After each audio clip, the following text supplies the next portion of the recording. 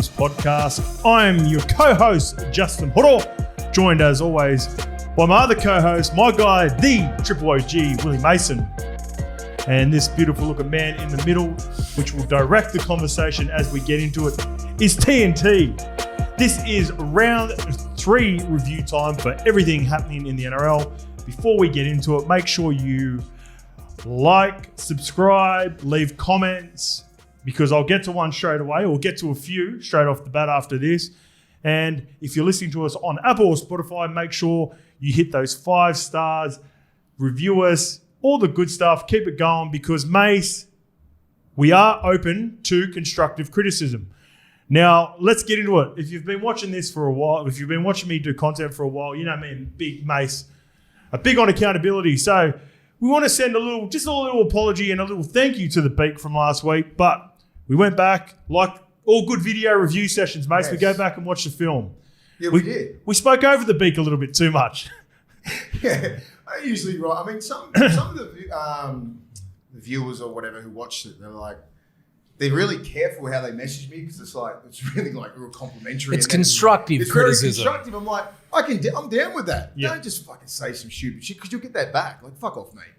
But there's a couple of guys said, yeah, man, I just get too excited. I tend to just fucking, if I've got something in my fucking brain, I've got to say it straight away. And I'm like, then it might come across as like I'm talking over, but it's all in, you know what I mean? I didn't mean to do it. Yeah. And I'm very aware of it, you know, but I'm like, fuck, sorry. It's like us when we're down. It's like, do you know what I mean? I don't know what to say. I said, I'll just try and be better. All I can do is try and be better every week. Yeah. You can't master this shit. No. You just got to be you just got to try and be better. it's like us when we're down at the STEYNE. Me and you conversate, which we can get into, which is a problem as well, because people message like me all the time about it as well. So I'm equally just as at fault in this as well. So me and Mace, when we get in a conversation, we try to give this, sometimes we give this podcast, and at a fault, I would agree, it's like we're down the pub having a chat, me and you watching a game of footy, Mace, getting on the piss.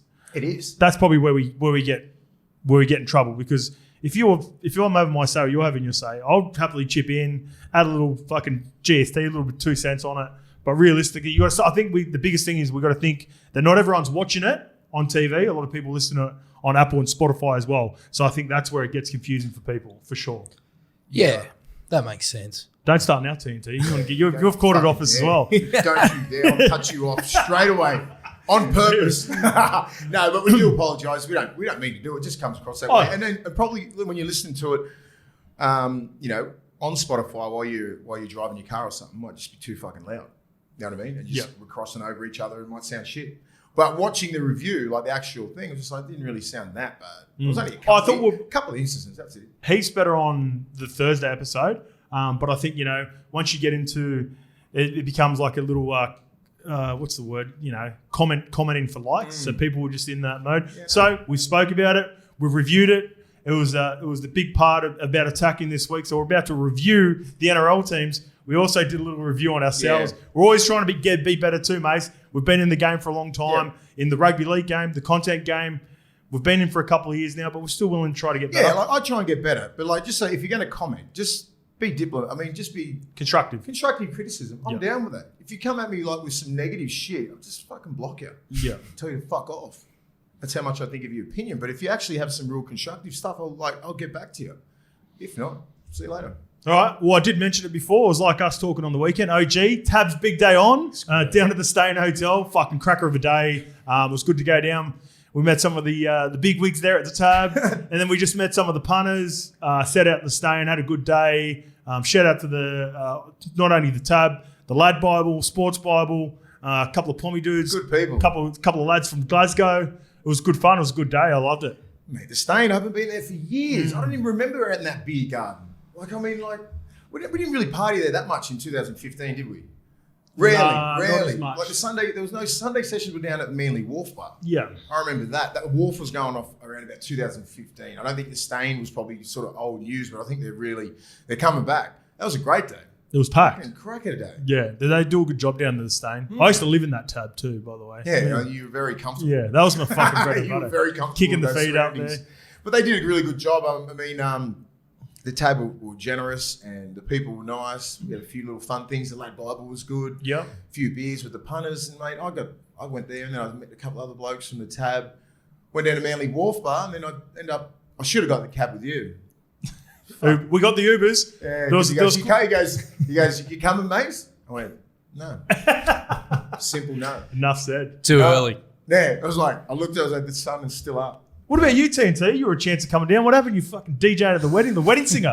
What's Adam Sandler's name from fucking from the wedding singer? The wedding singer.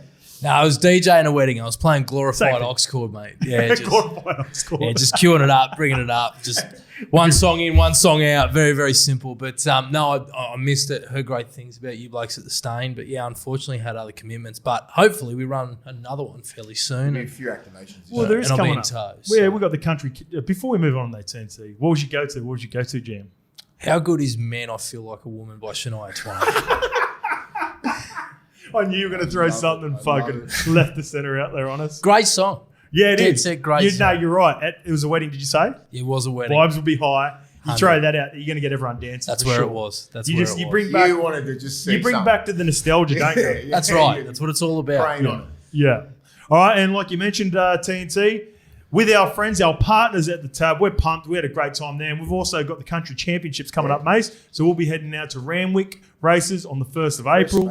Yeah, more details to come. They're going to let us know what's up, but it's going to be a big day. And we're going to be taking the cameraman, filming it all, chucking it up. We'll give you a bit of a look behind the scenes, what we get up to, who we're talking jockeys, to. some owners, all that Yeah, kind we'll of try. stuff. We're reaching to the black book. It'll be good. Who you got in the black book? Some of the names. I know some good jockeys. Yeah. Avdallah and Huey Bowman, a few of those blokes. Great, the great Trent Langlands, trained by those guys. Yep. So I'm always there. Paul Telly, the horse trainer, a couple other people. So, and I don't even punt. You probably know more people. No, I know punting though. You do know punting. Speaking of which, how That's did it. you go on the punt on Saturday? Oh, well, let's go. Actually, I might go through and just give us a quick little review. Mace, 1 from 1. Yes. In the actual Levels Bet Friends channel that we've got at the Levels podcast, Manly 1 to 12. Saluted on that. Nice. $3.10 for the punters. Yeah, nice. Great little selection. I went Manly 13 plus. I was looking good there for a Yeah, bit. you were. And then, obviously it didn't go out to plan. When we were sitting down on Saturday and Alejandro Brimson passed in the inside What to did he Parrara. I've watched it back. I think we had a few too many schooners on that. We'll talk about it in the game, but we might have been a little bit more blind than what I thought. Should he have passed it? He should have passed. Okay. Passing was We the were right decision. filthy. We were down there having a few beers and I was blind. I started spraying Alejandro, AJ Brimson, because I needed him in the first 60 minutes. He ended up scoring after that as well. And I don't know if we'll get to the game on the Broncos-Dragons game. I had them plus 12.5. I was looking good. You were for looking 5 very minutes to good. go. And then they just completely fell off the cliff, which we'll get to as we go on. But then, just to save it, just for the punters, we hit with Mace at the start, and I finished off strong. I had the Fox ×2. I know. And I got that in the first half. So 2 out of 4 in our Bets Friends channel between me and you, Mace. And if you're playing them, you're in the plus. Put it that way. Shout out to our friends at Tab. All right, let's get on to reviewing round 3, Mace. What was your biggest takeaway? Takeaway. I was just looking at the middle forwards of every team and how well they are coached and lack thereof coaching. Do you know what I mean? Like the amount of hunting, which we call it when they come straight off the line, putting pressure on the 7s, putting pressure on the 6s, the pressure on the dummy half. All those really good teams. Like Manly are pretty good at it. But most of the good defensive teams are really good. Melbourne's always really good, regardless of if they're down on troops. South Sydney do it amazing, so the Roosters. It's no secret. They're all defensive-orientated teams. Same as Cronulla. Even though Cronulla's lost the last couple of games, their middles move good. And I think that just all comes down to coaching. Even if you have a look at our boys at the Bulldogs, how well they move in the middle. It's all about movements, and it's all about like just repetitive stuff. It's on repeat. The amount of reps that these kids are doing in the middle is fucking astounding. It's unbelievable. But you just got to keep driving it and driving it.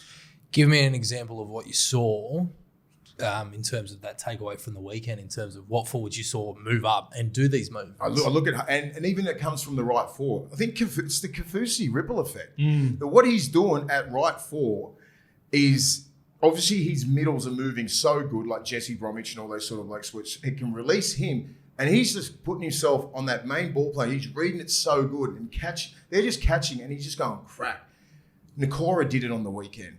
Yes, he did. Oh, He Fogarty. got Fogarty a beauty. He got Fogarty, and you can't penalise him because it was these players are moving so well, And it's all about angles, right? You're tracking that. Just say if I'm coming up straight here, I've got to come off the line straight, and then I've got to go that way and track your inside hip. So it cuts your left foot off. So it leaves you nowhere to fucking go but to get cracked. Do you know what I mean? So these right fours, and it's always good on the right four because you're right shoulder dominant. And you come up and bang. Left shoulder, there's not that many left shoulder dominant tacklers. So they can come up there, and you might be able to get beaten on the right foot if you're on the left side. But that angle, straight and then straight for that guy's fucking ribs, that's a full-on sprint. That's a 15-meter sprint. So you're coming off the line square, and then you're just fucking diagonally tracking that guy. And if you get your angles right, that guy better pass the ball quick. Because if you miss it, because these forwards are moving that quick with the ball. So it's usually off the 9, tip, and then someone out the back with this lead guy here. So if the middles are coming up and doing their job, he doesn't have to worry about that lead guy. He's straight out the fucking back to a half, right? That's what Kafusi's been jamming halves, and like Nikora's been doing that. A lot of these players, like they're reading it so well. They're so big and athletic and strong and fast, but they can fucking hit. Yeah, if you get your time right, it's a game changer. It's scary, and it's just like it releases, and everyone else can start doing their job. But that right four, you have to control your middles, and you have to look out for your halfback, the center, and the wing. So they're all going off what you're doing. So that is what's the most important position on the field. And everybody likes playing right to left. So when you're right four, you're going to get so much more traffic. You understand that. You played right four. Yeah. And it's you need to talk to your middles. And that's what I'm saying. If you coach your middles up to a fucking top-notch level, then the right four knows what he's doing. No one will fucking score against you. It's one of the hardest places to defend. But all the middles need to be working their ass off. We've got our middles working fucking hard. Yeah. Like Raymond's working hard. Max King's working hard. Sutton's working hard.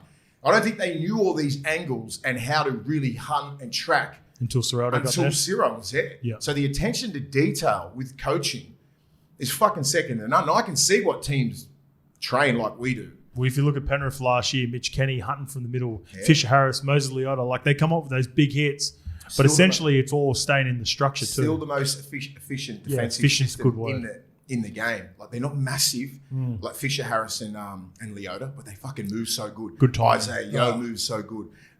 Mitch Kenny moves good, but then the Appy Coruscant was moving so good as well. You can tell Appy's in a great system because you can see the Tigers. His movements are beautiful. The three other people aren't as good. You know what I mean? So if you're on the same page, it's so important for the middles because you can go back on every try and blame a middle. Always essentially, I always knew that. Go back to the play. It's so much on the middles. If you have really good, efficient, big movers that can get around the ground good, they save some tries. They save some tries because that 4-man can release and then they can all go to the sideline with the middles just tracking like a bunch of fucking dogs. That's essentially what the Dolphins are, man. That's what I wrote down for the notes. So where's my note?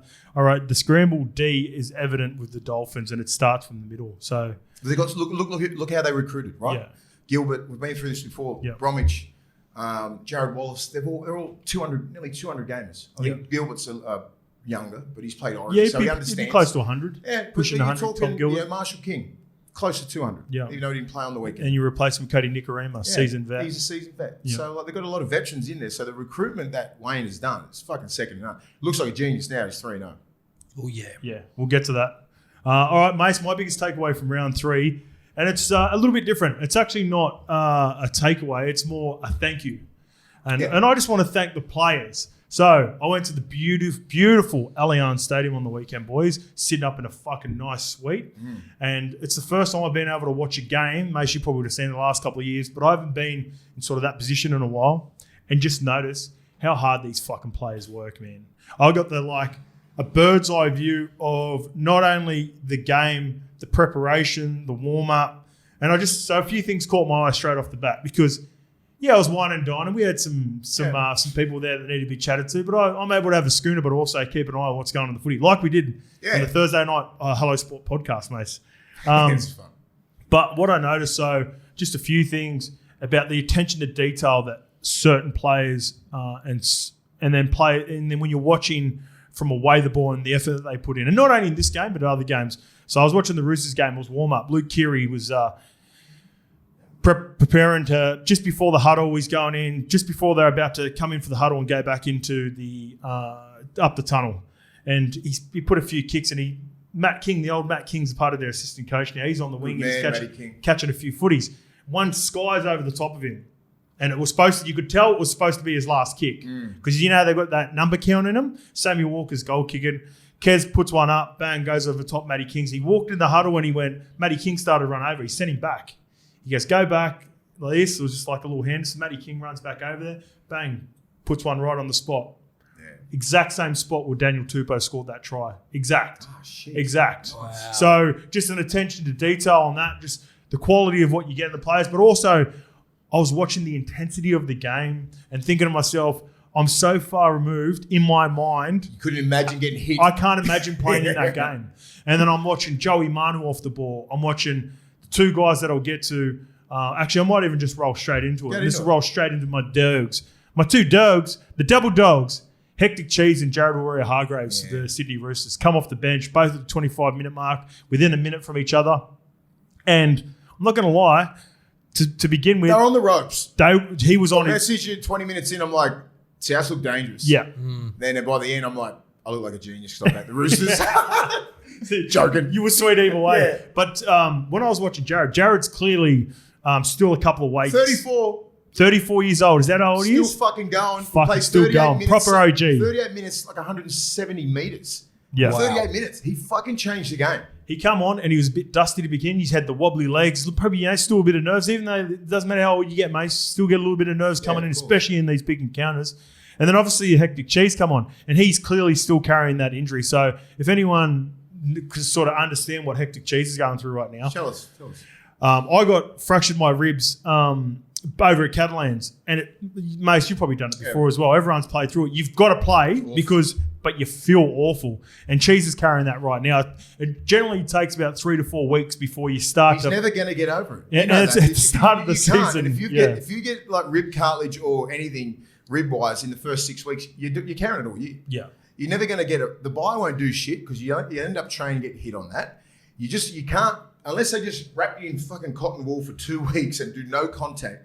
You can't. It's so much contact involved in anything now. Like even the littlest slightest hit, the wrong angle, you fucking buckle. You feel winded. So the Cheese is out there making, he goes hard. Yeah, he goes hard. It was a real statement game for him, I reckon, because he's come over. If there's like Cooper Cronk said it best, if there's a game where you want to announce yourself to the Sydney Roosters, after a pretty slow start for his standards, right? He gets banged up straight away by Kaufusi, clearly carrying against the Warriors, doesn't last a game after Montoya, but he's a fucking proper dog, and he's out there, and he's got the old dog with him too. Yeah, look at that try. The proper OG dog. So he comes on.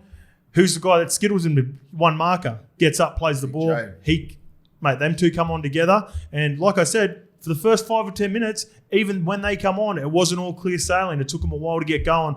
But they've got the reps. They know what to do. And eventually they figured it out. And they completely, by the time Jared had come off for his stint, got the Roosters back into a strong position. Then he come off and finished off the game. I believe Cheese went the rest of the game. But it was just to sit there and watch it from the bird's eye view and see what these players go through again, because you don't see all of it on TV. And you see what I'm trying to say with the middles and how efficient and how quick they move. Yes. It's a fucking 100, every set of six is like a 150-metre sprint for these guys.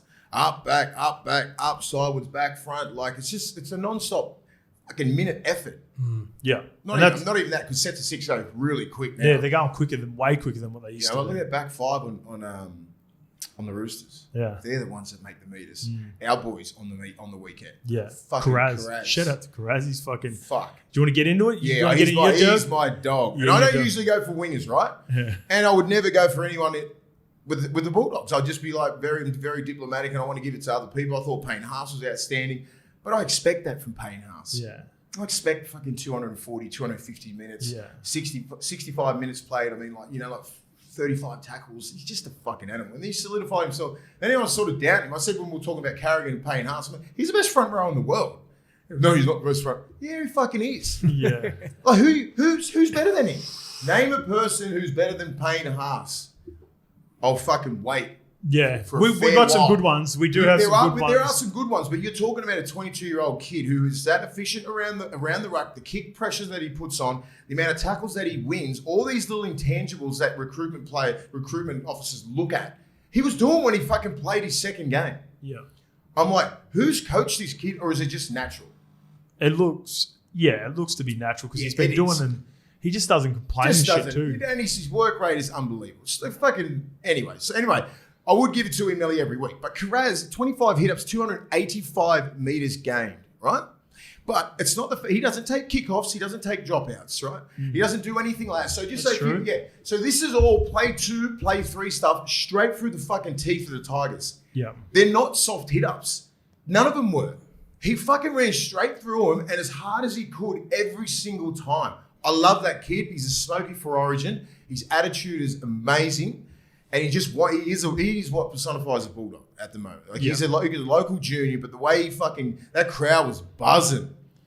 Absolutely buzzing yesterday. It was one of the best fucking feelings. I mean, if you're a Bulldogs player, if you're a young kid, you're looking at that, you're like, I want to be one of those. I want to be that. I want to be You want to be Kraz. I want to be Alamotti. Yeah. I want to be that. So those young kids who were at the game yesterday, they would have witnessed something. And you probably, that next generation of Bulldogs might have been at that game. You know what I mean? So that's the amount of influence that these kids have on that community. It was the multicultural week. You know, we hosted that. Yeah. That was awesome to show the representation of the flags. Boys walking down from the flags and everything like that, running out with the flags. But just watching that kid go, you know, he was in the Newcastle system. They didn't want him. Yeah, that's crazy. Right? So how did he end up? Was he a Bulldogs junior? Went to Knights. Yeah, something like that. And then they said he wasn't good enough. He comes down here. He wasn't in the top squad last year. No, he wasn't. Do you know what I mean? So it's testament to him. He's fucking hard work. He came back from the World Cup. Yeah. Bit of confidence, bit of swag, because I thought he was one of our best last year. But yeah, for sure. He still hasn't arrived. He hasn't arrived until now. Yeah, I agree. These 3 games, even when we played against Manly, he was our best player. Yep. Him and Reedy. And he was, and this is what sort of kid we're dealing with here. He was injured 2 days before the game. He thought he was out with a foot injury. Like I watched it, I'm like, fuck. Till kickoff, he had time. Yep. Then he goes, I'm playing, and then it's just like that's resilience, right? Just this game just gone. He looked. So that was week 1. He's been carrying this injury. Oh, okay, yeah. That's what I'm saying. Like the week 1, and then got better and better, and just rehabbed it and done all his work, and that's what a Bulldog is. You mentioned it 100%. And players that you want to play with, Mace. When you come in, I felt like he took almost every tackle too, which is considered, if you know rugby league circles, it's regarded as the toughest carry. No one of any substance wants anything to do with tackle two. He wanted all of it. Proper Dogs one fucking. Yeah. George DeFua, my old teammate at fucking Manly, was the fucking OG of tackle two. And then not only do you take it and just take it and get fucking battered, but if you can get on the front foot, it completely changes the set straight away. He did change the game. We were on top. I reckon we played good for 60 minutes. We played good for 60 minutes. Yeah, for sure. We let the Tigers back in for about 16, 17 minutes and we finished it off. But it was mainly because of our back 5. Like Alamotti, Kiraz. Yeah, your forwards were a little bit off. Yeah. Couple of drops. Couple of drop balls in the middle. Try to force it. Maxi King's been one of your better ones, but he had an off day. You know, Reed Marnie was still a proper dog. But yeah, a couple of little mistakes. It was fucking hot out there. And the ball, one of those, just a ball. You hit on the ball, you fucking goes flying. That was a part of my takeaway. Like watching it was hot on Friday night. It would have been fucking way hotter on Sunday playing out there from 8 o'clock. And off the ground, it was 36. So off the fucking grass was 40. These guys were, they did. Mate, even to watch these guys play like 40 straight in the middle, I'm like, ooh, that's fit. Mate, the game's getting quicker. The hits are getting harder. It's more direct now. They try and hit on the ball. You know, you're trained to do that. Like it's not like a fluke. Like Jake Trebojevic to Victor Radley, they're hitting on the ball. Yeah. You know, they're even hitting up. Like even if they've got arm, they're still hitting up. And they're hitting the ball. They're what's the word? Mentally fresh enough to still concentrate and hit. Like Munster's really good at it. Like not only does he get the rakes, but when he hits, he tries to position his shoulder just underneath the ball. It's when not he hits a fluke what they do, these kids. Like they train to do that under it. fatigue is and crazy. Even to think of a one-on-one steal, I'm like, fucking just make the tackle. He's there thinking about drop off. You don't really train for it, right? I swear, I think we got a call, but we don't have a specific time in the week for a one-on-one strip. Yeah. You just fucking think of it. Yeah. And there's a call and they all drop off and you must have a... Melbourne have clearly got it. They've had a few years. I think Melbourne trained for it. Yeah, I reckon because... And Canberra. I'll tell you, I'll give you an example. I don't know if it was this week or the week before. Jesse was in a tackle and he made a call to Kenny and Kenny dropped out. Thomas Gilbert from Cowboys. He only got the call from Melbourne. So he jumped into the tackle, got third man in, and nearly fucked it because Kenny... Luckily, Jesse couldn't yank it out because Thomas Gilbert, once Kenny dropped out, Tommy Gilbert come in and he almost fucked it. But yeah, shout out to those Dogs. BULLDOGS for me. Yep. Jared Hargraves, Brandon Smith for the Roosters completely changed that blockbuster derby. And Jacob Kraz, current leader of the Dally M leaderboard. I think he's the new system. He's at maybe 9 points, maybe more. Could be wrong. Sitting on 11, I believe. Get 11. Yeah, can you Google that for us, TNT, Really? as we go? So you would have grabbed some from the Manly game, right? I reckon he would have got max because now you get 3-3 now, Mace. So the new system is there's 2 people that vote 3, 2, and 1 now. So I think they're trying to get away. Look, we weren't going to speak about it, but it's just so to be clear moving forward. Yeah, there's 2 voters. You can get a maximum of 6 points every game. So TNT, have you got the leaderboard? You would have got 6 then. Carraz out in front on 11 points. Payne Haas in second on 9. Tino Suamaliaui on 9. Reynolds on 8. Tabuai Fido on 8. Gilbert 8. And then we've got 4 players on 7. They are Harry Grant, Reece Walsh, Tohu Harris, and Tom Trebojevic. Yeah, I wouldn't be surprised if Kraz didn't get maximum points. So he definitely got 6 points this week. Yes. I reckon he got 5 points against the Storm as well. He ran over 200 last week as well. So I wouldn't be surprised if someone gave him 3 points and then the other one just gave him 2 and maybe gave... Fuck, Burton played good on the weekend. Yeah, Burton was good. Ooh, he looked sharp. The left edge was hum. We'll get to it. We'll get to the Bulldogs. So we mentioned it at the top of the show. Our great friend of the show, Bloke in a Bar, the Beak, Denton Camp offered a case of bloke to whoever got closest or on the money for the score prediction. The score was 20-18, Mace, and one guy got it. Wow. Shandy, at Shandy. So if that's you, Shandy Earl, screenshot your comment so we can see it. It is you. Go on and message us on our Instagram account to get that free bloke. We'll reach out to Kempy and send through the details to Kempy. But once again, thanks to Kempy for joining us last week and everyone who's following us from Bloke in a Bar who loves the show. Thank you.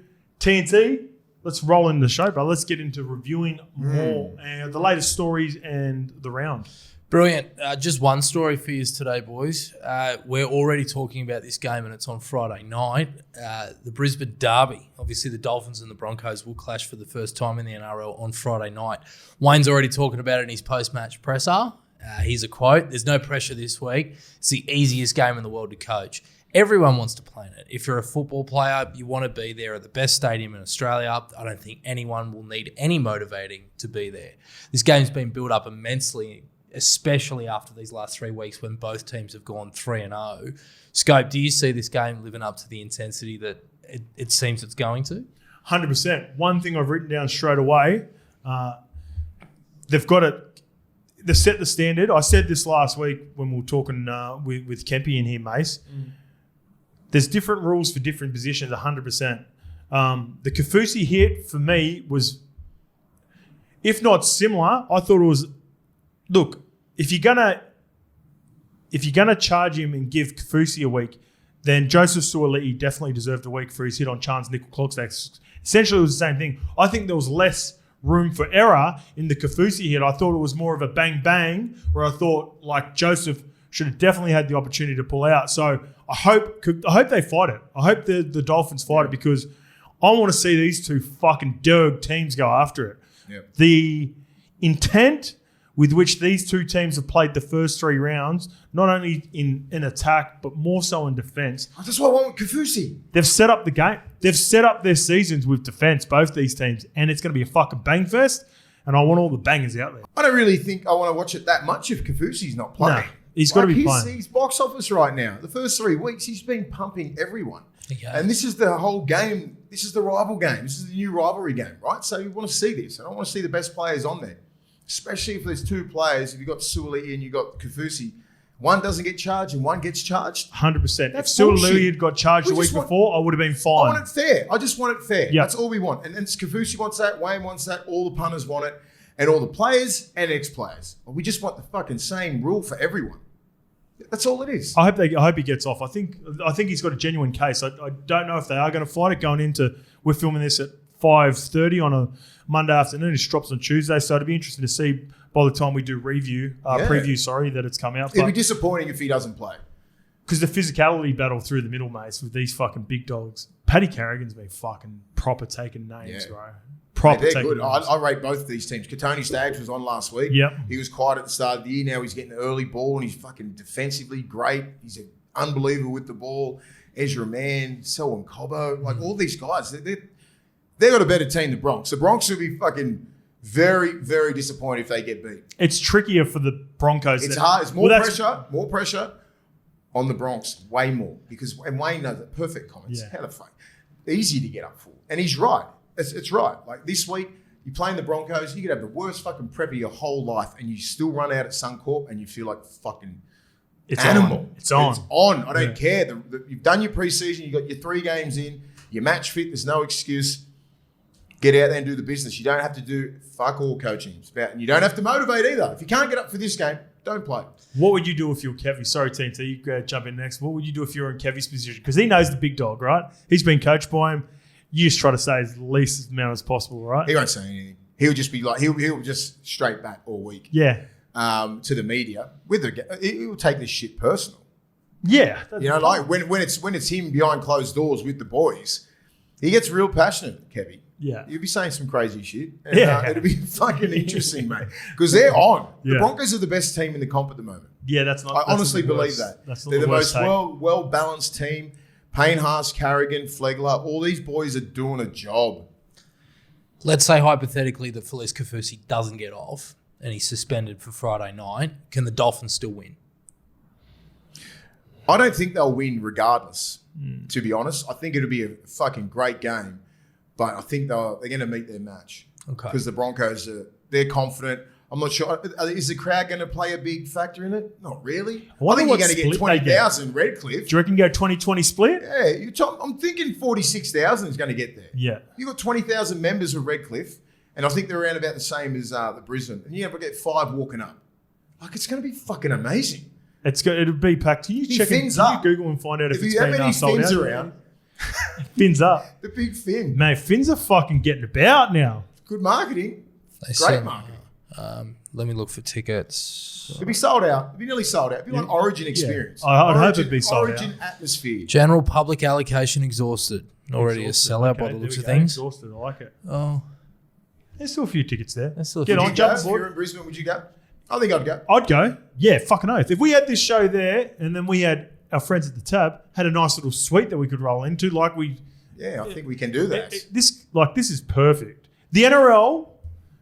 This couldn't have worked out any better for the NRL. They thought didn't they have punts like they weren't going to win a game till round 7? Look at 3-0, 3-0, both teams, mate. The NRL's loving this. Frothing it. Like, because we just roll off Roosters, Rabbitohs that lived up to the expectation. Yeah. Best game of the round, you reckon? Yeah, Roosters versus Rabbitohs. Easily. The theatre, the energy in the stadium. It was good. Yeah, it was grouse. It was grouse. A little bit different when you're sitting up in the suites because... You know, you're not dealing with the civilians. You got to get amongst it with the people. Yeah, I feel you. Yeah, so sometimes I wanted to get back into GA. It's like when I've got members of the race that said, I need to get amongst the GA if I'm going to find something. I'm going to find some jam. But could you feel the energy when they ran out? Were you out? Yes. Did you feel that? Yeah. The noise is like it's the way the stadium's set up. It's like similar to Suncorp, but not. Because that's what they wanted. They wanted it's like its own that. little beast. Okay. I think it's its own little beast. For me, nothing matches Suncorp. No. Still, Suncorp is my favourite. I would love to have ran out there and got that feeling because I've played at the old SFS back in the day. And whilst I enjoyed the history of it, I never really had that feeling that I felt, playing at Suncorp. I did prelim, Yeah, that's the only one you would have got. Yeah, that was it. Yeah, Manly versus Roosters or something like that. Yeah, in 13. That's when you'll get that. And I couldn't hear a thing. I was trying to get I was trying to find out what the calls were from Snake. Sorry, because who did you play in that prelim? Because you played them Roosters. in the finals. We played. We got beaten, and then we had to play them again in the grand final. Oh, was that 8-0 game? 4-0. Yeah, that's right. 4-0 or something like that. Yeah, that's where you would have felt it. But both those teams, Manly don't really travel, and the Roosters only show up for grand finals. You know what I mean? So like packed, Bulldogs Parra when we played there, like you fucking or Bulldogs Roosters, like Roosters Knights, a couple that I played there, they're fucking ridiculous. Yeah. That's what, when you're a young kid, and I used to like it when I was like just say in the early, like 2003 and 4, we played on day games, Sunday day games. Because when you're like, just say, watching it as an 80s kid watching the 90s, you always used to watch Sunday grand final, right? So just say you're a young kid, you wouldn't fucking remember that. No. Because they stopped it in 99. I think they started doing the grand finals at Homebush. So they started becoming night games. So me, as a young kid, my dream was always to play on Sunday at the SFS, right? Regardless, I knew the grand finals, like when I was playing at that time, I knew the grand final was always going to be there. I wanted that Sunday Arvo game. It was fucking awesome. We always used to win as well. One of my earliest memories with my old boys watching the 94 GF Canberra Raiders versus Bulldogs when Laurie Daly scored that, try on the corner. Yeah. Little things like that just make you go, fuck, I want to play. And then young kids right now, if you're 20, you're like, what do they do on Sundays? Anyway, Redcliffe first. Redcliffe first. We'll get more into it in the preview, but Wayne set it up perfectly. He's the OG. If I'm Kevy, almost... Do you say anything? Nah. It's like, remember a couple of years ago when Wayne got the wood on Ivan Cleary, when Ivan Cleary just talked a bit too much? This is before they'd won the comp. And there was like a war of words and he sort of went back and forth and used the media to dictate it. I think Ivan learned his lesson back then. And Ivan's a more reserved guy to begin with anyway, really. But if you're Kevy, you've got to know enough about Wayne to say, know where to fight your fights. And if I'm Kevy, I'm fighting my fight with the cattle and not with the words in the media. No. And I think they'll do that. Because he's got the better cattle. Brisbane will be sitting there going, just fucking bring this game on, please, so we can just put you in your place. That's what, if I'm Payne Haas, if I'm Carrigan, I'm like, fucking bring it so we can just give it to you and we'll get the bragging rights for the year. That's what you meant. That's what the Broncos mentality is.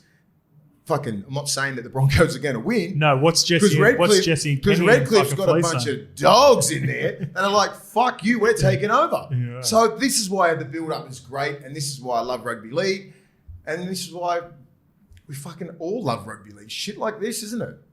It's like a theatre. You couldn't have set this up any better, right? Oh, best. 3-0, both teams. Anything else, Team T? No, mate. Let's rewind it and let's go back through these round 3 games. Yep. So Thursday night, Manly beat Parra 34-30. Double prong question. How are you feeling after the game and how was your head after the footy companion? Yeah, fucking did a proper number of myself with the Hello Sports boys. We're pretty blind. Where did we watch that game? Yeah, shout out to the boys. That Mesa was your first that was great. live footy companion. Live stream, whatever it is. I think it just worked. It worked well. 2 blokes who just are fucking hilarious. They're so and fun. 2 guys that have played the game, a bit of experience in that. But like their vibe's fucking amazing. Fuck, we drank some rosé and tequila. You owe me a bottle of rosé too, boys. Couple of them. And the tequila, the Patron. Yeah. Who the fuck drinks rosé and Patron? Us. Straight up ice, like with the Patron. Like nothing, no mixes, just straight there. You've had a rebrand, no more Stone and Wood, just rosé and tequila. Rosé. Their rosé, like I'm a fucking critic on it's rosé. I lived for accumulated time, probably 3 years in the south of France, so I know how good rosé is. Right. They've got good rosé. It's all day. Because I know it's good. Because I was fucking sculling it. What's this slogan? Big day rosé. Big day rosé. Big day rosé. But yeah, on to the game. Manly. I said this during the live stream with you. I don't know if you remember it, Mace. Manly are Josh Schuster and Tanyala Paseka away from being legit contenders. And what I mean by that is, Shuey, all the skills in the world, you come out, you said that last week. He follows the page. He follows the stuff. He hears all the noise as well. He's a young kid. A lot of these young kids, they're on social media. Jeezy answered a few questions, AG, for sure. The skill, there's still some tweaking that needs to be done defensively, and with his fitness, he needs to keep working on that, keep getting better on that. But you can't do that without playing. So first box ticked. 80 minutes of footy, got through it, was cramping up like cunt at the end, but he got his 80 out. And the other guy for me, the key to Manly, well, they go as far as Tommy Turbo stays fit, first and foremost for people. It's not him. It's Tanyala Paseka. When I look at him, we're talking about him in the stream, Mace. He's basically your size, 6'6". He's a prototype. Probably doesn't have the speed that you had off the mark, but moves well. If he changes, if there's a switch that flicks on with him that I've already seen in 2 games, he was really good against your Bulldogs. and he was, again, really solid. Like, you could tell there's a difference when he's off the park. So that's when you start to notice when players, what they can be.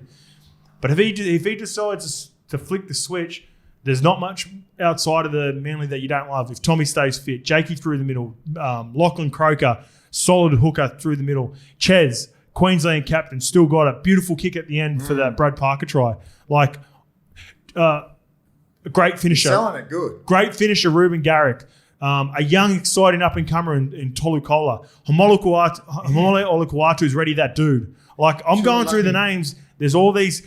Tuolangi could end up being the buy of the year if he keeps, improving each game that he goes on. There's so much good about this team right now, Mace. It's hard. If I'm look, 34-30 doesn't excite me because for me, they fell off for 15 minutes. For me, there was two 10-minute periods where they switched off, and Parra scored, I think, twice in those periods where you're like, we're watching. I don't know if we're blind from all the rosé and all the fucking Patron, mate, but we were like, how is this?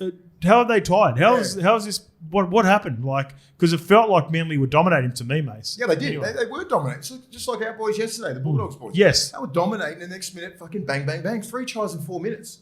That's how quick it can happen. If you lose concentration, you can't stop the bleeding, the momentum, that other team will fucking go. If you switch off, they'll go. Like, if you knock off a marker at A, B, all that sort of shit, the players are there to go. And it's impossible to pull back. It's impossible to fucking pull back because there's no more get the ball back and kick it out. No, they fucking just run the ball back into a 20 and play it. You know what I mean? So how do you stop momentum? It's defense, right? It's defense. Defense stops momentum. You got to just man up, stop the bleeding in the middle. But good luck trying to do that. Do you know what I mean? Like, it's easier said than done. Just fucking hit him on the back. It's fucking hard. Yeah, it is. It's hard, but on to Manly again. Paseka, he's a dude. Like, he can play. So she's got to realise how big and strong he is. He's like 6'5" and a half, 18 kilos. Easy. He can fucking move good. There shouldn't be one person in the competition he shouldn't be going, I'm going to fuck you up every single weekend. Yeah. He should have that swag about him. And that's a confidence thing. And I think he's probably getting that right now. Yeah. Just be Third that, or fourth just season be now. that dude. Just be about it. Like, if you have that savage sort of mentality, if you install this, if I put a Marco Mealy fucking attitude in that guy's head, he'd be the best prop in the world. Do you know what I mean? That old school mentality, just how to attack things, take shit personal, go against the other props and fucking try and kill them. If he had that mindset, who the fuck is stopping that guy? And it's and there's coaching and it's people around him that'll get him to that level. Yep. I agree. What I mean? So it's agree. And that's very important for that kid's growth. I think he's 24 maybe? Yeah, he'd be into his third or fourth season. TNT will get it up. But like when you mentioned Payne before, like, yeah, Payne's definitely for me. There's so many good middles. What do you got, TNT? How old is he? Paseka's 25. He'll be 26. This is nearly prime time. This is when you want to be hitting your straps. Payne's an exception to the rule. Payne is, as I said, like, that's Payne, why I like, rate you shouldn't be that good at that young. He just hit the streets. He hit the fucking NRL streets and was dominant against grown-ass men. Yeah. And this is when they had, there was a lot of OGs but back in that day. The only one maybe even close that I can think of that I was trying to rattle my brain, maybe Tino. But even Tino took a couple of seasons at Melbourne before he came off the bench, where Payne was that dude from fucking game one. Starting. But yeah, if you look at front rowers, Mason, this is like, it almost felt like, and no, it is actually, this is true. The old school big labouring front row is dead. No. You need to be Tino Fa'asuamaleaui. You need to be Payne Haas. You need to be Taniela Paseka with that leg speed. He does. And the speed. And he's got his mentalities this year. He's got to go take on those dudes too. Yeah. That's what Marco Miller would do. Yeah, that's what you'd do. So you have that mindset, and if someone can install that in him, as I said, that's coaching and people around him, mentoring this young kid, and just cultivating that. He could be really, really dominant because the fucking size of him, I didn't realize how big he was until I saw him in round one. I'm like, he's easy, like eye level with me, and he's fucking big and fast. Develop a little bit of a pass, like second phase, all that kind of stuff. Start hitting harder. All those little things he can improve on. And he's got guys like Jake Trbojevic. He's got a fairly good pack there. Olukwatu Tuolangi, mate. That's a very well-balanced side. And he plays big minutes. I'll rate him. Let's talk about the losers in the Scope Cup. Yep. Parra, what did you see there? I don't know if it's with Parramatta, I don't know if this is a positive or negative, that the fact that they felt like they weren't in it. I could be right. Like I said, Parra fans might hammer me now, but we did have a few drinks. But I remember watching it when I was watching live. It felt like physically they were never really in it. There was a few really poor one-on-one misses. Shuey on Dury, Tolu Collar on Gutho. That everyone just let fucking Hodgson run through. Like real lapses of judgment from Manly, more so than what Parra were doing. But to their credit, and this shows, this is like the caliber of their team. Fuck, they lost 34-30 when, for me, watching it as it was going on, I felt like they were not in it. It looked like a 34-12 game. Yes, it did. That's what I'm saying. Those 3 or 4 tries they scored, it was bad. I mean, it was just, they just took plays off. They thought Manly did. Manly did, yeah. And this is what happens. 3 tries. Yeah. Like we did it yesterday. Couple of plays off, bang, bang, bang, bang. Like next minute's fucking 26-22. Yeah. Like you sort of get shocked and then you sort of regather yourself and then we finally got the win. But like Manly could have fucking lost that game. Yes. And we could have lost our game yesterday. That's what I'm saying. You had like 10, 15 minutes off and another team doesn't stop because all they're waiting for is a weakness to open and they'll fucking exploit it. Every team has that attacking prowess. Frustrating stuff for Parra, 0-3, all games by 4 points. Fuck, that hurts. Yeah, it does. It'll hurt by the back end if we're having this conversation around 23 and they're 8 points out or something like that, or 6 points. 2 points. You know, it's going to hurt. It's 2 going to hurt. points. These games will hurt at the start. Fuck, I think we're on schedule to have the closest season in recent memory. We talked about it a little bit. I think maybe we're in the Uber on the way over to STEYNE on the weekend. It was like the introduction of the Dolphins you've lost locker room guys from each team. So when we talk about or locker room guys or role players that have moved on. So when you look at, obviously Melbourne will hit the hardest, but even like Ray Stone is a reliable fucking 14 that Parramatta had that could play hooker, mainly lock. You look at Jared Wallace was that at the time. Or bench. Like Tom Gilbert played left edge back row, right edge back row, middle for the Cowboys. They're obviously missing him, which we'll get to. And then even like filling guys like Jermaine Asako and Tessie New, who hadn't quite, with Tessie in particular, hadn't quite established himself. Jermaine Asako probably got more of a crack up at the Broncos, but didn't work out. I think he went to the Titans last year. But they fucked him over. He would have started last year if they didn't. So real depth position sorts of guys. And then I think this is leading to, there's going to be so many, like, let's look at the scorelines, 34-30, 36-20. That should have been closer. There was a try right on the fucking hooter. 20-18, 38-34, 24-20, 26-22. Again, the Dragons-Broncos game, 40-18. That should have been, 2 tries at the end. And then the Cowboys versus Warriors is probably the only legitimate blowout for me. Yeah. That should have been, like, for me, the Warriors earned that one. Whereas I think, maybe the Broncos, were helped a little bit by the Dragons just fucking switching off. But I think it's going to be one of the closest seasons in recent memory. So, again, look, he's been hammered. I'm not going to keep beating him while he's down. I've seen Dill Brown's come out and it sort of stuck up for him. I didn't realise this was the case, Mace, that he'd made that decision 2 days after the GF, which for me, surely I still would have made this decision no matter what. But 2 days after a GF, mate, what are you doing 2 days after a GF, win or loss? Not making a decision like that. Yeah. So that's apparently... Lack of decision making, man. Probably bad decisions. Not one good decision. One decision based on next year. I'm in the moment, mate. Bro. Get the fuck away from me if you ask me that question at that time. And I'm not going to... He's made his decision and that's it. We've said our piece on it. Yeah. It's, in my opinion, it's the wrong one. Yes. And you couldn't have to tell him right now. Yeah, he knows it for sure. He didn't picture like this. It was fucking stupid. And then it's like, you know what? You got to wear it. Now you got to wear it. Your decision. He's got to have a big game this week, man. Yeah, you know what I mean? There's no pressure, buddy. Get out there. Yep.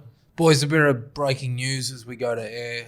South and rugby league legend John Sattler has passed away today. For those who don't know about John, he's an NRL Hall of Fame member. He's played 16 matches for Australia. He's played 6 grand finals with South and he won 4 of them as captain. Obviously, a very, very sad time, and we hope that his family's holding up okay. But Mace, did you have much to do with John? I actually did. I met him a fair few times at Australian reunions. He's one of the greats on and off the field. So my condolences goes to Scotty Sattler and all the family there, the whole Sattler family. Obviously lost a father, a grandfather, a brother, something's lost there. So lost to the game too, mate. Just a big loss for the game. He's a Hall of Famer. He's an iconic player.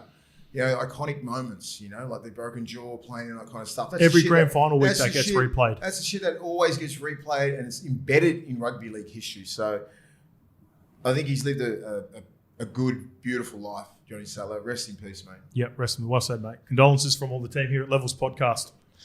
Brilliant. First Friday night game, Dolphins down the Knights 36-20. Scope, just quickly before we get into the game analysis, I'm going to wind you up and watch you go again, mate. Did you see your mate Jacko at the end of the game brushing sauce? Mate. What happened? It's a beat up. This one's a beat up. Look, everyone knows. Look, you don't have to be a genius to know that I don't like Jacko, but that one's a beat up, right? Paul Casades, have you seen it? No. So basically, fucking Sean O'Sullivan tries to he goes, Jacko, looks at him once. Hastings, mind you, we'll go into the context, which we'll get to, which I felt like Knights, again, in 2 of their losses, very harshly done by will almost ruin their chances of winning. But Jackson Hastings is just shaking hands after. He's got his head down. They're after him, man. The media are trying to get him at the moment. I've got my differences, and I've spoke about it last week about who I think he is, but that one's a beat up, mate. That one is he just lost a fucking game of footy. It's one of those ones, mate. It's like if he's happy and chatting to everyone after the game, everyone's going to go, why are you so happy? Why are you he's just been essentially taken off to a game when he looked sweet. He seemed to be chatting to a great mate of mine, Craig Catterick, who was the cat, great man. You could tell that he didn't want to come off the field. He was sweet, got hit. Well, he was back to the tackle with Felice Kafusi, Mace. He sort of threw a ball, got hit in the back. Felice hit him in the back, similar to the Joseph Suaalii one. Bit of whiplash, but he got up and he was sweet, and then essentially got taken off with no chance to come back on. Felice got 10 minutes, and then he come back on for the last minute, so he could have played a part in the ending of that result. But yeah, they're going after him now. I'm not like it is whatever. Like I've got my opinion on him, but I'm not just gonna fucking kick a guy. So what? He didn't shake Sean O'Sullivan? No, he shook his hand. He just didn't didn't say hello to him or something. Who gives a fuck? Yeah, exactly. I thought he didn't shake his hand or something. No, that's what I thought. Oh. No, he shook his hand. Oh wow, he shook his hand. Well, they are going after him. This is bullshit. Yeah, leave the kid alone. Like we said our bit on like what happened last week with the Tigers. Well, who cares? Like he's not the most liked kid in the NRL. It's a fact. He's trying to better himself as a human. He's trying to right all these wrongs, media, all that sort of shit. Good luck to the kid. I don't know him, but I just want him to play good football, and I don't like it when the media start ganging up on him and start making up narratives with all this shit. I thought the fucking narrative he didn't shake his hand. No. Who cares? You shake hands and just slap hands and get off straight away. It's a nothing one, so we'll move on. Onto the game though, TNT. That hit in particular. Have you got a question about it before? Sorry, did he have his back turned to Kafusi? Yeah. Because I want to see the whole thing. Yeah. So he's gone and Is he released the ball? Yeah, released and so hit him after. Was it a whiplash type effect that you blokes have spoken about these last couple of weeks? So is that what ruled him out? Yeah, that's what they're ruling on now, because it's not just necessarily contact to the head. If you hit, it's like we said before. I go to the grave with this. Wado hit for not Pole. What's his name? David Morley from South here, but the whiplash from the front of his head hits down, right? So it makes it look like there was head contact. The ones in the back, the one that Suaalii did, it's clear that it's not contact to the head, but again, you see the whiplash come back. So you can get concussed from fucking whiplash like that easily. So Felice definitely deserved 10 in the bin. Yep. I'm not saying that. I think for both, realistically, both Felice and Joseph Suaalii should have got 10 in the bin, and neither of them should be fined, because it's like one of those ones.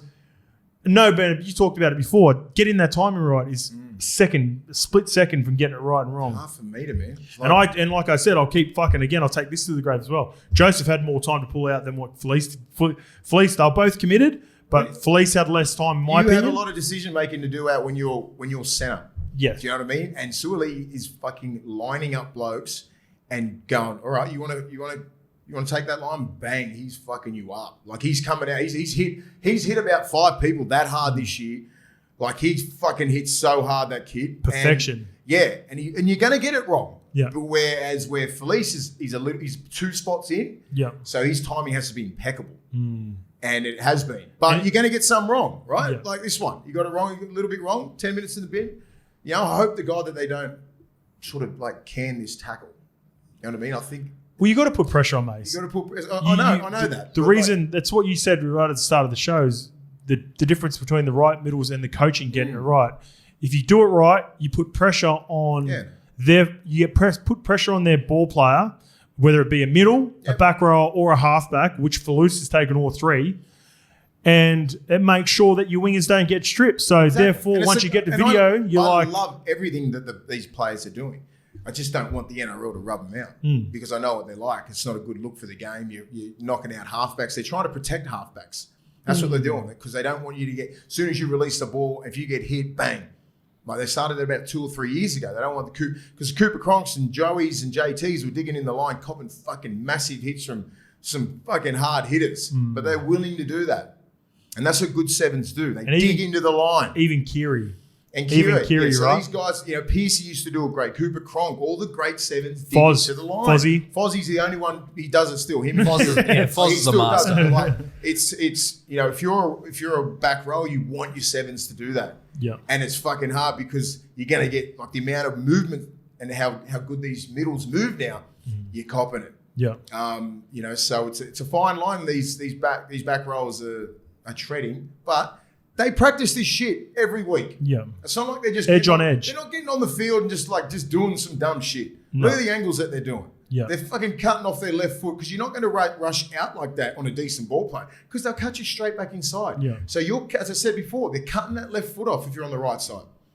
That's a part of his game that he needs to. What Mace is talking about coming off the left foot with Jackson Hastings. Because he's so telegraphed and he drops everyone under enough. Yeah. If you get your time right, you can get him.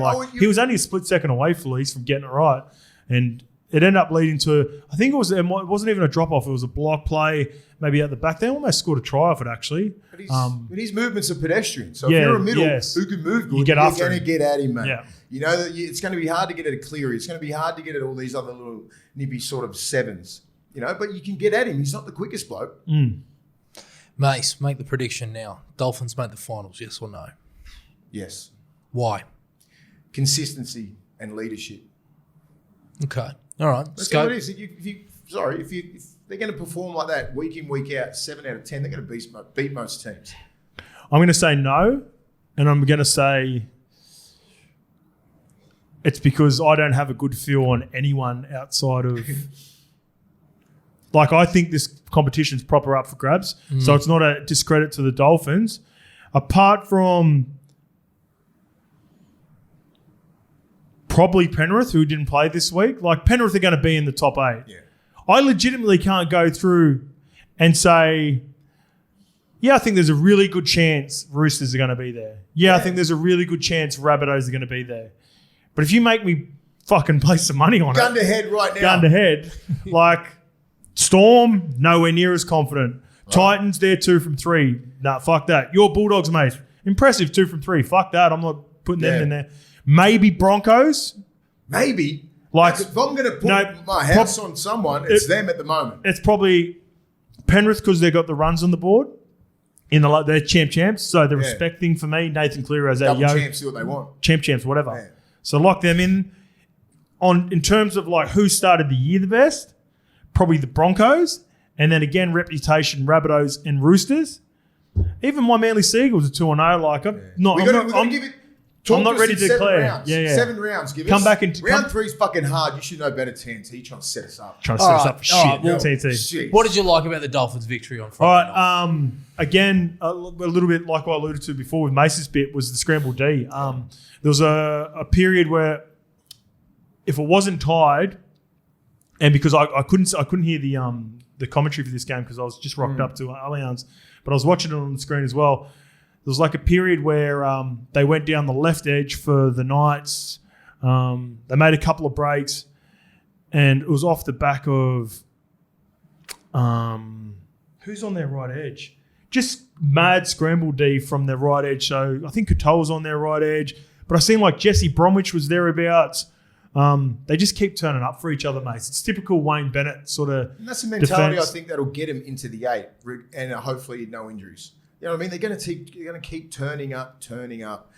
I mean, to beat Newcastle in Newcastle is a fair effort. Just for a rookie side. I mean, you know, like you don't know what you're getting into, but that's experience, right? Wayne's coached there before.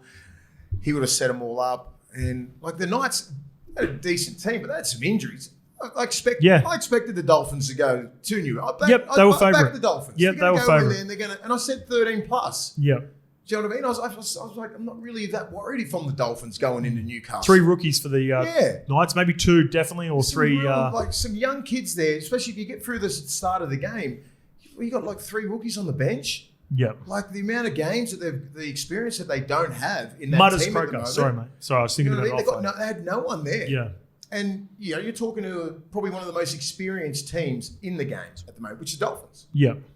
Yeah, there was a period where they made a break down the right edge. It's coming to me. They made a break down the right edge, and then they shifted left, and then maybe 5 minutes later, Matt Croker come on, who was nice through the middle with a little bit of ball playing that he had for the Knights as well. Had a nice little offload, shifted again, and it looked like this is hard too when you're in the opposition, Mace, when like you've got all these wide spaces, and for the Dolphins, they were just fucking closing real quick last minute. They keep turning up for each other, and if they keep doing that, TNT, to your question, can they make the 8? Fucking oath they can make the 8, but it's a tough competition. The Knights are unlucky in the sense where they've had their 2 losses against the Warriors round 1 and then against Dolphins. Again, not saying that they would have won either, but they weren't given the opportunity to win those games with one crucial member of their spine, Kalen Ponga round 1, and then Jackson Hastings has obviously leaned on even more so now that Kalen's not there. In the last 11 minutes of a game when essentially both of them are going to be fine, which is, you know, like if both of those 2 guys leave the game, especially like the way KP did against the Tigers and then obviously Brayley, then you can live by that. Yeah. But it sucks when you're if you're a Knights fan or you're a Knights player and 2 players have been taken off and not being able to compete in the last 11 minutes of a game when the game's on the line. They're probably thinking they could be 3-0. I think they were down by a try at the time. They've been in the game. They've been in the game every single game they've played. And they're turning up for each other too. There's a different belief there in Newcastle this year. They're turning up. Like last week, I think it took it out of them last week, the Tigers win. That was fucking huge. Troops were down. You know, they played some big minutes, some of these kids, and then all of a sudden that moment's gone. It's on to the next moment. Those players are gone. Frizzell's out. All these other players are out, suspended, whatever it is. You know, like so you got some of those guys that were in the battle the week before weren't playing. So it's the next moment. That's hard to get over because you're a young team. You know what I mean? Like as I said, experience buys a fucking lot, and like that Dolphins team is experience. You know, like they've like compared. Like I think their forward pack would have played more games than that whole Newcastle side. You probably wouldn't be far off. Fucking Kafusi, Bromwich, and Jesse Bromwich. Like they're all. There's 800 games there. Yeah. You know what I mean? Even Cody Nicarem would have played 200, I reckon, close to it, 150. Like these Brenko Lees and you know, they played a fair bit of football. Ewan Aiken? Yes. They're all 150 games. Yeah, so look, we're probably not exactly right, but it'll be thereabouts. I'm just thinking, like they've got a lot. Yeah. And then the just bench, on the Knights, still, like I said, there's something there. There's way more belief, but if you keep having these sorts of results and keep losing trips, it doesn't matter how good preseason's been, how good your fucking playing squad is. Other teams. You can't win comps when you're up to squad member 25 after round 3. Yeah, and they'll be getting close to that at the Knights.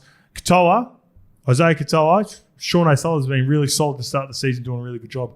Katoa can be special, man. I watched him on the weekend. I think he's really playing within himself because it's just a typical Wayne with a rookie mentality, Mace. Express himself what he wants to do. But you know when you can see it, the last play of the game, the kick. So he's got like these little tricks in his bag. The week before, it was a nice little dummy double pump fake to Hamaso for the match winner. When essentially he hadn't tried that all game, or he hadn't been injecting himself in the game. It's almost like Wayne's just going, just let the game play come to you. Then the shackles are off because they've got an 8-point lead. What does he do? kicks over the top because he's got it in the bag. On the money. I think it was Jermaine Osako scored the last try, come over, rolled over. Katoa's got... Yeah. And Katoa's got it in that bag. He doesn't have to be on the ball every single time, 40 touches. You give him 12 and he's going to do something like 3 times. Like I think he's going to be special. He's got that sort of... There's a reason why he's starting. Yep. And the reports are to give a shout out. I think there's great reports out of Redcliffe that Milf's really handled it well up there and been training the house down. And I think he played really well with Nicarima the week before. So credit to him. The second Friday night game, the Chooks got it done over South 20-18 in the derby. To me, it really looked like a finals game in terms of its speed and its intensity and obviously just the quality of both teams. How was it live? Yeah, unreal. So, Mace, I spoke a lot about the game there. I just want to give fucking Jackson Bolo a bit of a shout out. Jackson Bolo. He left Souths last year. You would have remembered he had that awful game against Penrith with about 3 or 4 rounds to go. Sort of lost his position, lost a lot of confidence. Souths got after him early. Yeah, they did. Like Latrell not only threw that nice cutout ball to AJ when he scored in the corner. Watching it from at home, nice. Could you see? Because I was watching Trell live, the experience.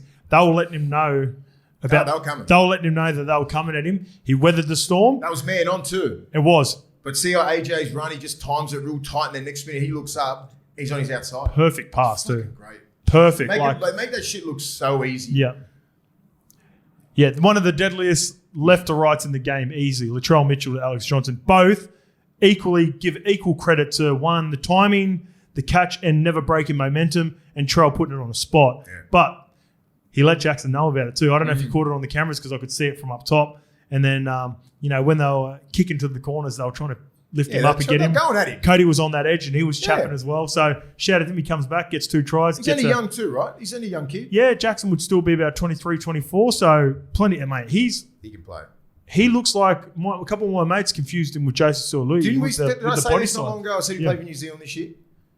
He played for Samoa. He's played for Samoa already. I think I'm not sure. He'll play some high honours if he wants to play for New Zealand or something like that in a test. He could, I reckon. He's that special. Yeah, I was mixing him up with Suolui as well. Yeah, same body type. I didn't know he was that big. They're like. They both look like they're 6'4", 6'5", hard, man. 105 kilos, 110 kilos. And Teddy, I thought Teddy played his best game of the year. Teddy was good. He looked very good. Teddy was, like you said, I think, when did you say it? So we were talking about it. About it just defensively. You might even tweet it. On the weekend, yeah. Oh, yeah, no, when we're watching the game on Saturday, right? Mate, he was outstanding. Just defensively. He makes these, mate.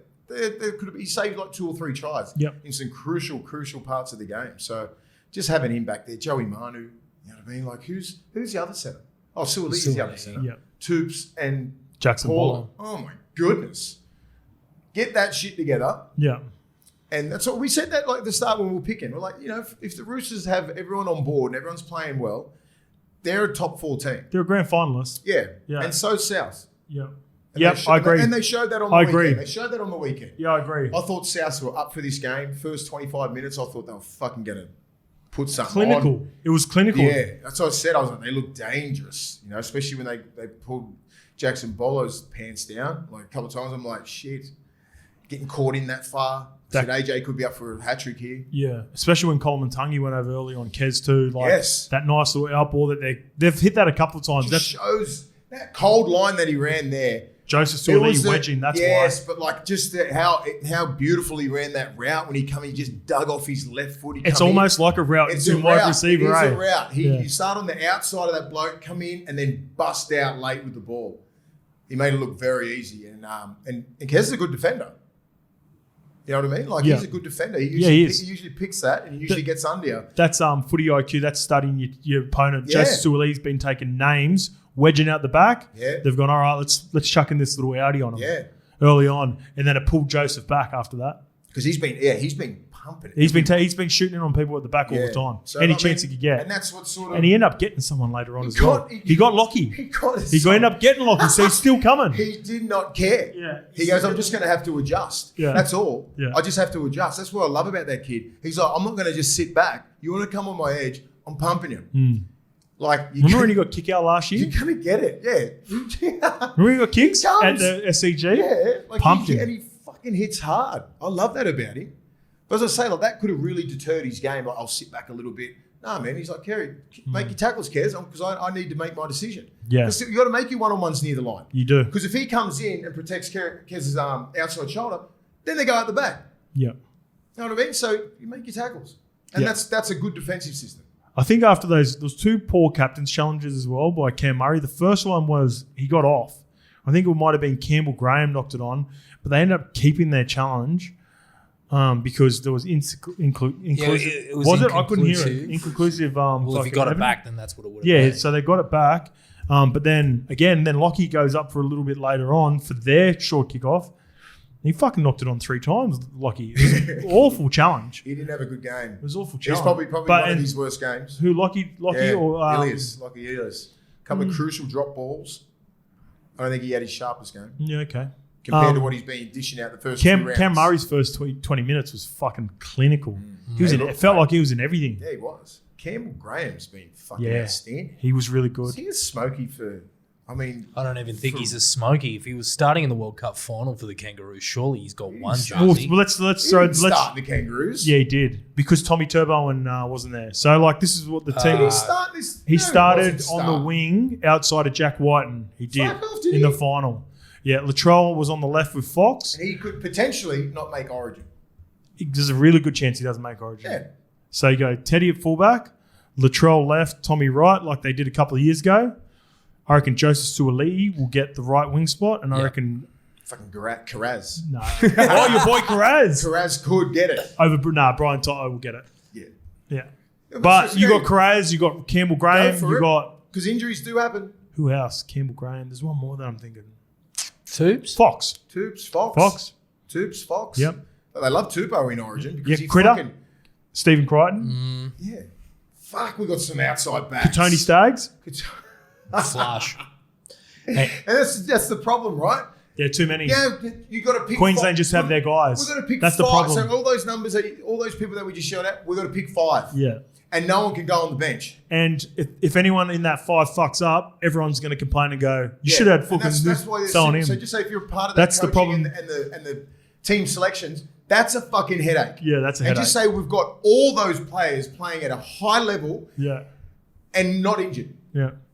What have Queensland got? One decision, probably who plays fullback now with Kalen and Reece Walsh playing the way he is, realistically. Yep. But Ches is locked in. Munster's locked in. Probably Val Holmes is locked in. Yeah. Gags will probably, again, be a centre. Murray Talangi will probably be the other. Whoever played last year's game. Yeah. They'll just give it back to them. Yeah. And that's how Queensland are. They don't give a shit. Yeah. You did the job for us. They'll wait if they lose game 1, then they'll make a change. Maybe. Yeah. Maybe. Anything else on that? I thought Sammy Walker played a lot better. The combinations are good. He tried to overdo in the first couple of rounds. I thought he took the line on a little bit more. Yeah. All good halves. It's like I was talking about with the Jackson Hastings sort of take as well. You got to just test them a little bit. Everyone knows your games. I'd like to see him take the line on a little bit more. Sammy? Yeah. Yeah. Because I think he's got way more attacking he's fast in him than they let. You know what I mean? They just let him sort of pass. There's no real running game.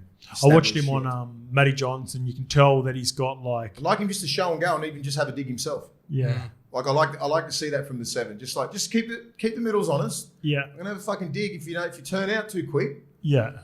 I think he's got a bit of a footy brain on him. Even if it's just the half break. Yeah. Not a half mate, quick play the ball. The guy turned out, oh shit, we gotcha. Then you're like, fuck, he might run near the line if he's going to do that midway, just say halfway or something like that. So, I don't know. Titans 38, Melbourne 34. Scorefest. Scope, the alarm bell's ringing down in Melbourne. Well, TNT, you missed the review last week, but I will say that I said concerned about the Storm, man. They got some troops back. Justin Olam, Xavier Coates comes back and plays. But Big Nas wasn't playing. Prez is still a week away. Cam Munster's still a week away. I like Jonah Pezzett. He looks to be a player. Good. Jonah Pezzett, I think the play may be to have odd move. I think Jerome Hughes will definitely miss a week for that shot on Tanner Boyd too, by the way. So therefore he'll get another crack anyway in the halves. But I think the play might be moving forward. Give this Jonah Pezzett a crack, see what he's got. I dare say no one like Melbourne the old Melbourne mentality. They don't normally like to rush these kids in, even if it was like Pappy or Hughesy or Munster. I felt like they played 14 for at least half a season or a season before Bellamy had the luxury, right? Do they do that now? I don't think Does Munster go to fullback? I think it might be when Romy gets back next week. You might see Troy Pezzett 7 or 6, whatever. It's essentially the same thing. Troy's his old boy. Jonah Pezzett, and then maybe Munster at fullback. That feels more balanced. And then you get Nick Meaney in that 14 role coming off the bench. That feels like it's a lot more balanced. I think Bellamy, regardless of the troops out, filthy that they scored 38. Filthy. Fucking filthy. That'll be the worst thing. That's what he's more pissed off about. Yeah. Like, I think the defensive decisions. Scoring 34, fuck that, who cares? 34 should be enough. Yeah, he's like, when you score 34, you should win the fucking game. That's where he'd be sitting. He goes, how can you, because they're based on defense. So, there is a bit of a change in the guard down there. You don't have to be a fucking genius to figure that out. They've run out of troops. It reminds me a bit like 15 Mace, when, with the leadership group that sort of left, that's why they brought you, and obviously, a guy with experience, but that same year we lost Gifty, Anthony Watmo, Jason King all in the same year. And it's different when you get you can bring in as much experience as you want. Yeah. It's like you at the Dogs leaving the Dogs. When you fucking Sonny and all those guys left that pack, it doesn't matter if they fucking bring in Paul Harrigan. Yeah. Paul Harrigan hasn't been in that building for the last 3 years. I think Melbourne are now struggling with that. And I sort of, it reminds me a bit like, they bring in the guys like Tarek Sims who had his first game. And Tarek's going to get better as he goes on. Had a nice little fucking try right through the middle. But it's going to take this Melbourne forward pack about 8 weeks to get, because we got in a groove by the end of 15. We started rolling, remember? We ended up winning 6 out of our last 8. We nearly made the 8, but we'd left ourselves too much work to do before that. There's massive changeover. They lose Felice. They lose the Bromwich brothers and Cheese. All this turnover. It's just showing that there's a lack of leadership, because 34 points, you talked about it just before again, Mace. That starts in the middle. 38 points, sorry. The tries were scored on the edges. It's because I guarantee those middles are getting a fucking hammering in video this week, Mace, for sure. Because there's a lot of, as I said, experience like with the Dolphins. I keep going back to the Dolphins because they fucking recruited good. And they're all from Melbourne, right? You take all those players out of there and even Cheese, you know what I mean? Like, Harry Grant didn't have to play 80 minutes. He had to play fucking 40 or 50. And then you can really fight. Everything's like 110%. Both of them probably have to learn to acclimate back into 80 minutes. Both of them. Cheese always gets the knock, but no one ever says it about Harry as well. Everyone just thinks Harry's going to do this forever. Yeah. Well, fuck, Harry goes hard. Yeah. Everything is flat out with that kid. He ain't the Cam Smith. He ain't that sort of player where he's he fucking runs. He's a speed and power hooker as well, eh? So it's like, you want to do that for 80 with making about 50 tackles, probably about 55 involvements, working. It's going to take its toll on him. Let's see how far, he's already an Australian representative and a Queensland representative. You keep doing this for 5 more years. Yeah. He's only going to be 28 and he could be done. I mean, not done, but like Cook, you'd be like, got to give him some help. Yeah. Having Nas out is big. I think you've got to definitely have a backup 9 in this day and age in this new comp. You've got to give him a little bit of a break, right? Yeah. You can't just roll him out for 80. You need a hybrid. Yeah. Like, you actually do need that just to give him a little bit of rest if a kid could play lock or hooker, something like that. Just give him a rest. Because he used to get a rest and just play, like he used to either come off or he'd push, like a Cheese would come on at lock and you get a rest somewhere. One of them would be working. Or even if you got like that Tyron Wishart, come on, just play 10 minutes a hooker for a little bit and then come on, if you play him at other positions after that. The middles would be getting an absolute roasting because you don't let that many points in. And edges were just as bad too, by the way, onto the Titans though, 38 points against the Melbourne Storm. These are the sorts of games probably the Titans want to play in though. Yeah. This is the sort of team the Titans are. I thought it was interesting that after the hit on Tanner Boyd, they brought on Jaden Campbell, and then when it come chance to swap the interchange back over, they took Fozzie off. And he was filthy about that. So for me, that says that the Titans, because he has been good, first week, Jaden Campbell I'm talking about, was really good in his short little spurt that he had against the Tigers. I thought he really changed the momentum of that game as well. TNT, remember he came off the bench. He did. I think the coaching staff, in particular Justin Holbrook, really wants to get Jaden Campbell into the game. He's caught in a tricky position. This is where he's sort of like... Yeah, how, bud? I'm not fucking putting him in front of Foz. No, you've got to leave Foz out in that, man. You got to take as good as he was. And to be fair, Fozzie put on a couple, but they built some momentum through the right edge on the Storm when they, sort of got in and around. Even the Tarek Sims try, it started in and around Fozzie and their edge, and there was a lot of momentum build up. Now, I don't know if that was 100% the decision to take him off, but if you read between the lines, there's a pretty good chance that was. What was the score when this all happened? They would have been. So it was try for try to begin with. It went. Who scored first? So that try remember when we were watching it, that Alejandro Brimson, that was the first try, and then Pezzett does that nice little fucking deuce on shot. Then it goes back, and then they scored again. Fozzie throws a nice little cutout ball to Parrara. Bang! He deuces fucking that Warbrick. That was nice too, by the way. That was slick. Do you remember that? That was slick. And then they scored again. I think it might have been... just went try for try. So and then Melbourne kicked away on a couple. And then there was one where they sort of built momentum down the right edge. And then Tarek Sims scored through the middle and maybe kicked away. So you want to know the score when Foz got taken off? Yeah. And how long to go? It looks like here... Oh, no, that's Kieran for and on. Just let me have a quick look. Give me 1 sec. Not there. Okay, he came off when it was 18-12 Melbourne. Yeah, there you go. So they scored a try, built some momentum on, and I think they ended up scoring another one. They took him off for about 25 minutes. So before half time, bring him back on. Came back on 56th minute. And they took off Tanner Boyd, right? This is with the predicament that they're stuck on. Because now they're looking at, they want to keep Jaden Campbell out there. So if you do want to keep him out there, and then you're almost forcing yourself to make these wholesale changes, which I don't think you can do. No. You've got to stick with maybe Foz and Brimo then at halves. Yeah. And then Tanner Boyd's the one that misses out. And I think he's more of a 14 anyway in the perfect world. But yeah, so I thought that was really interesting. That is very interesting. Like that's not smart coaching. You can lose a lot of momentum there. Well, you bring a guy like Foz in, and bias, everyone knows I'm really close with Foz as well. But like the reason you bring a guy like Kieran Foran to the Titans is, there's probably a period where it wasn't his best, and the left edge wasn't going as well defensively. But experience, man. You think that he'd be able to fight his way out of it. So when Tanner Boyd comes out back on, bang, you take. Like I don't like the fact. Just say if you're Fozzie now, you're like, you need to fucking trust me more. Back me. I dare say he would have said something. Back him in front of Tanner Boyd or the other kid, Jaden Campbell. Like I'm backing Fozzie all day.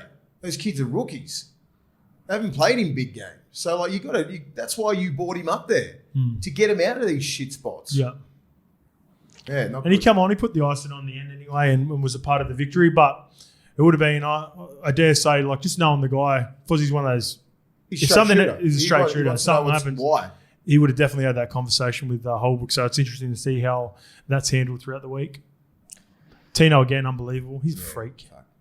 You see, that's why when you said Payne before, I was like longevity, right? Tino's pretty like cool. I know he's a young kid. Fucking big minutes, man. Even though I worry about Payne Haas as well. They play big minutes. And they're really young when they started.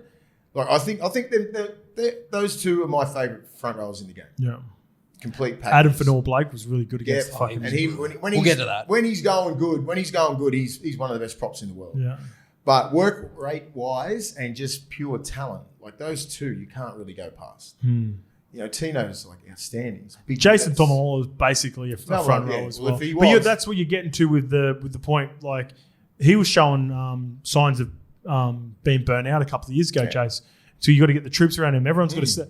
If you're Payne's probably going to get more help if he's at the Broncos and he's around Paddy Carrigan. He can take some workload. They're going to miss Flegler next year, that's for sure. Flegler's fucking unbelievable. You just need some toilets. You need to be balanced. Your pack needs to be balanced. You can't have a bunch. Tino needs more help than anyone else. Yeah, I'm saying if I was going to get those two like that, who's going to go against each other and how long they're going to last? I'm like, Payne Haas will probably last longer because he's fucking got more help. But then I look at like the Gold Coast Titans, he's got help. They just need to really put in as much as him. Yeah. Like Fafita and Fodawaker and all these other blokes, they're decent players, mate. They played like Origin level. You know what I mean? Like, they're not bums. They're not like you've got help there. You just need another I don't know. That's what I always said. I'd put Fafita in the middle, just try and help him. Like, he just went 1-2 punch in the middle. Isaac Liu's been very, very fucking good. Isaac Liu. That's what I'm saying. The forward pack that the Titans have. Tino played fucking 65. star-studded. Yep. Tino just got a massive motor. He's just fucking tough. Well, you know who's can help him out is his fucking little brother Isaac, who come off the bench too. It's a good little story. So hopefully that was great. Hopefully he can turn it. I'll watch some of the micro on that as well. Proper emotional moment for the family. So shout out to the family. He played good too. He was solid. Is he as big as Tino? Yeah. Oh, Fuck. He's not far off. He's not far off. Let's get into this second Saturday game and the upset of the weekend. Warriors 26-12 over the Cowboys up in Townsville. Now this rebuild looks ahead of schedule for the Warriors. What did you reckon about this game? Oh, you got a little note there. I see you got a little note in there too. AFB leading from the front. Yeah. Front once again. Yeah, shout out to Adam Fanor-Blake. Shout out to the Wires, man. Fucking, I said it after the trial. I think maybe in the preview before the season started. In the trial, I've seen signs of belief in the sense that they were really working hard for each other. It wasn't necessarily about the scoreline that they put on against you guys. Loved the intent that they showed in D. I already knew a couple of their underrated signings were going to be really good for him this year. Tamati Martin has lived up to it for me already. Oh, definitely. Mitchie Barnett. Shout out to Mitchie Barnett. I hope he's okay. I believe he's okay now. Yeah, apparently he's all good. He, sort of broke down after he come off the field. He's been really good for him. Nerve pain, was it? Murata Niokora has been really good for him as well. Jackson Ford was obviously out this week. Yeah, I think he missed this game, but he had a good trial period, and then he played well. Good to see Jazz Tavanga back too. Yep, that was another nice story, especially after all the good work that he's doing off the field. Wade Egan, for me, again, he just keeps turning up, man. He just keeps turning up. You need him. I think he's a bit of a different. He could be a bit of difference maker for this Wires team, and he'll go. I've been a fan of his from the COVID year. I thought he was really good last year, one of Warriors' best last year. But again, 3 from 4. Look, I'm getting up here. Here's the stats here: 42 tackles, 3 tries from 3 games. He just seems like he's always there. There was even a break where the Cowboys maybe were up 12-6. They made a break down the left edge, and not only was Wade Egan actually, Murray Talangi come through I think it was maybe Val Holmes who he caught, and it was Wade Egan pushing through the middle, and Tamati Martin come from the other side of the field. I think from that point on, they went bang, bang, scored it maybe 5 or 10 minutes later, went on their run. That was the last try that the Cowboys scored too. They didn't score after that. So you can tell that Webster's got belief in some of these players. There's a good little rotation. I like this little rotation with Adam Fanor-Blake and the variation with Bunty Afoa straight up and down. He just wants to run through a brick wall. Contact. Adam Fanor-Blake's got nice late footwork and a late offload. And you've got Tohu Harris, who's there. He's got that drop-off play. He's essentially turning into their Isaiah Yeo. And then off the bench, they bring on Dill Walker, who's that perfect 14 right now. What was the try he set up through the short ball? I think it was a double pump. It might have been the Jazzy Tavanga one. Yes, it was. It was, yeah. Through the guts, right through the guts. Again, that was nice little subtle play. I love the way Wade Egan's asking that many questions through the middle, Mace. It's just like, even when he just does that very traditional cliche lead lines through the middle, just nice rhythm with it at the back. And he hits his playmakers out in front, whether it's through the middle. I think it was he threw a tunnel ball to Dill when he tipped on, or it was like a block tip on. And then even when he went down the short side for the Marcelo Montoya tries, I think he did it twice, out the back to Tamati Martin, and then he flicks on. So massive rap. He's one of the most improved players, that Eden kid. Well, yeah, for sure. I mean, the last 2 or 3 years, I've seen him, he was starting, then he wasn't in the team, he was starting, then they sort of went, you know what, he's our 9.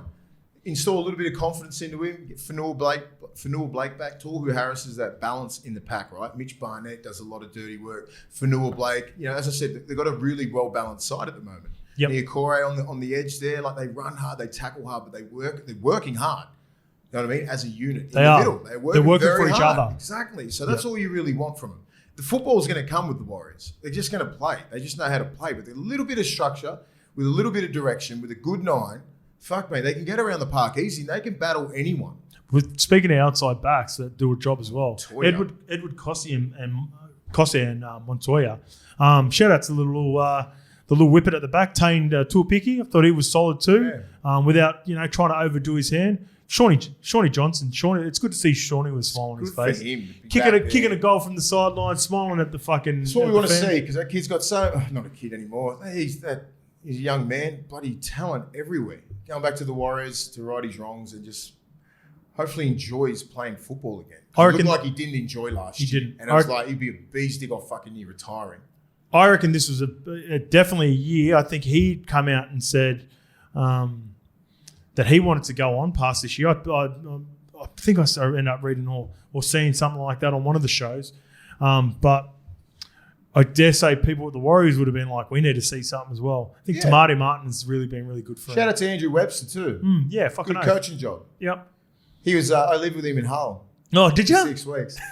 He's a great man. Yeah. He's just fucking hustled, man. Yeah. He is hustled. If you want to be an NRL coach, man, played a little bit of footy, went over the Hull, did his fucking apprenticeship over there. Yep. Did the fucking rounds back here. Didn't know what he was so he was doing. coaching at the time. Yeah. He was assistant coach at Hull. Yeah. He was just doing his rounds and just fucking hustling and battling, and then come back over here. Didn't know what he was at the Tigers for a bit. Yeah, and he just fucking. He was a Warriors assistant coach. He went to Penrith, obviously. That's what I mean. So he just wanted to coach. He studied the game. He's a student of the game. He knows people, and he's first grade coach of the Warriors now. So it's a great story. Yeah, it's a real great story because he's been hustling for the last 12, 13 years. Yep. Yeah, I've heard about it for years.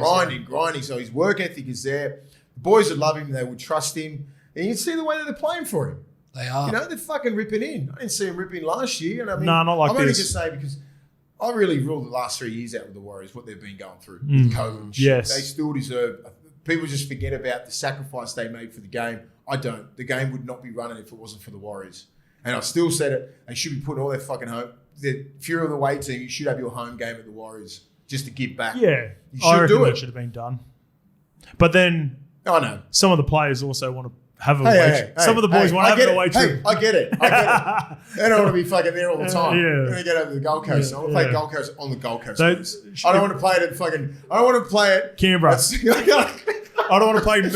Actually, I don't mind the Melbourne trips as well. You get to pick and choose if you're the Warriors. Do we want to play Canberra? No, Penrith. Fuck that. If I was them, I would choose take Penrith back home, Canberra back home, Bulldogs, Tigers, Bulldogs.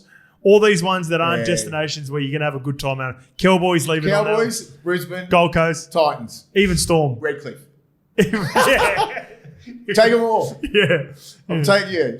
Everyone else, you play. Western Sydney. You play at us. You play us. Western Sydney, come home. Come Fuck back off. to New Zealand. Anything up north, maybe down south. I don't mind Melbourne. Yeah, Melbourne's a good Imagine night that was a coaching. Imagine that was an actual team talk. What do you think, boys? What do you reckon, boys? And that's exactly what they would say. Every fucking Sydney team, they're coming over. All Anything north and Melbourne, we're coming to you. On to the boys. Anything on the Cowboys? Yeah, a bit.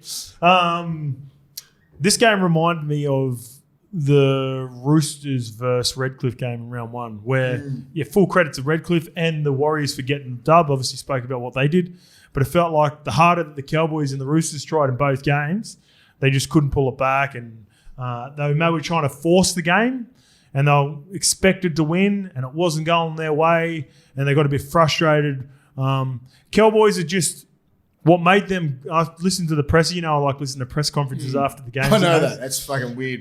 He likes to see coaches down. I watch them too. Yeah, I get it. No, I only watch the losing. The losing coaches. I never watch the winners. Winners are boring. What a weird fetish.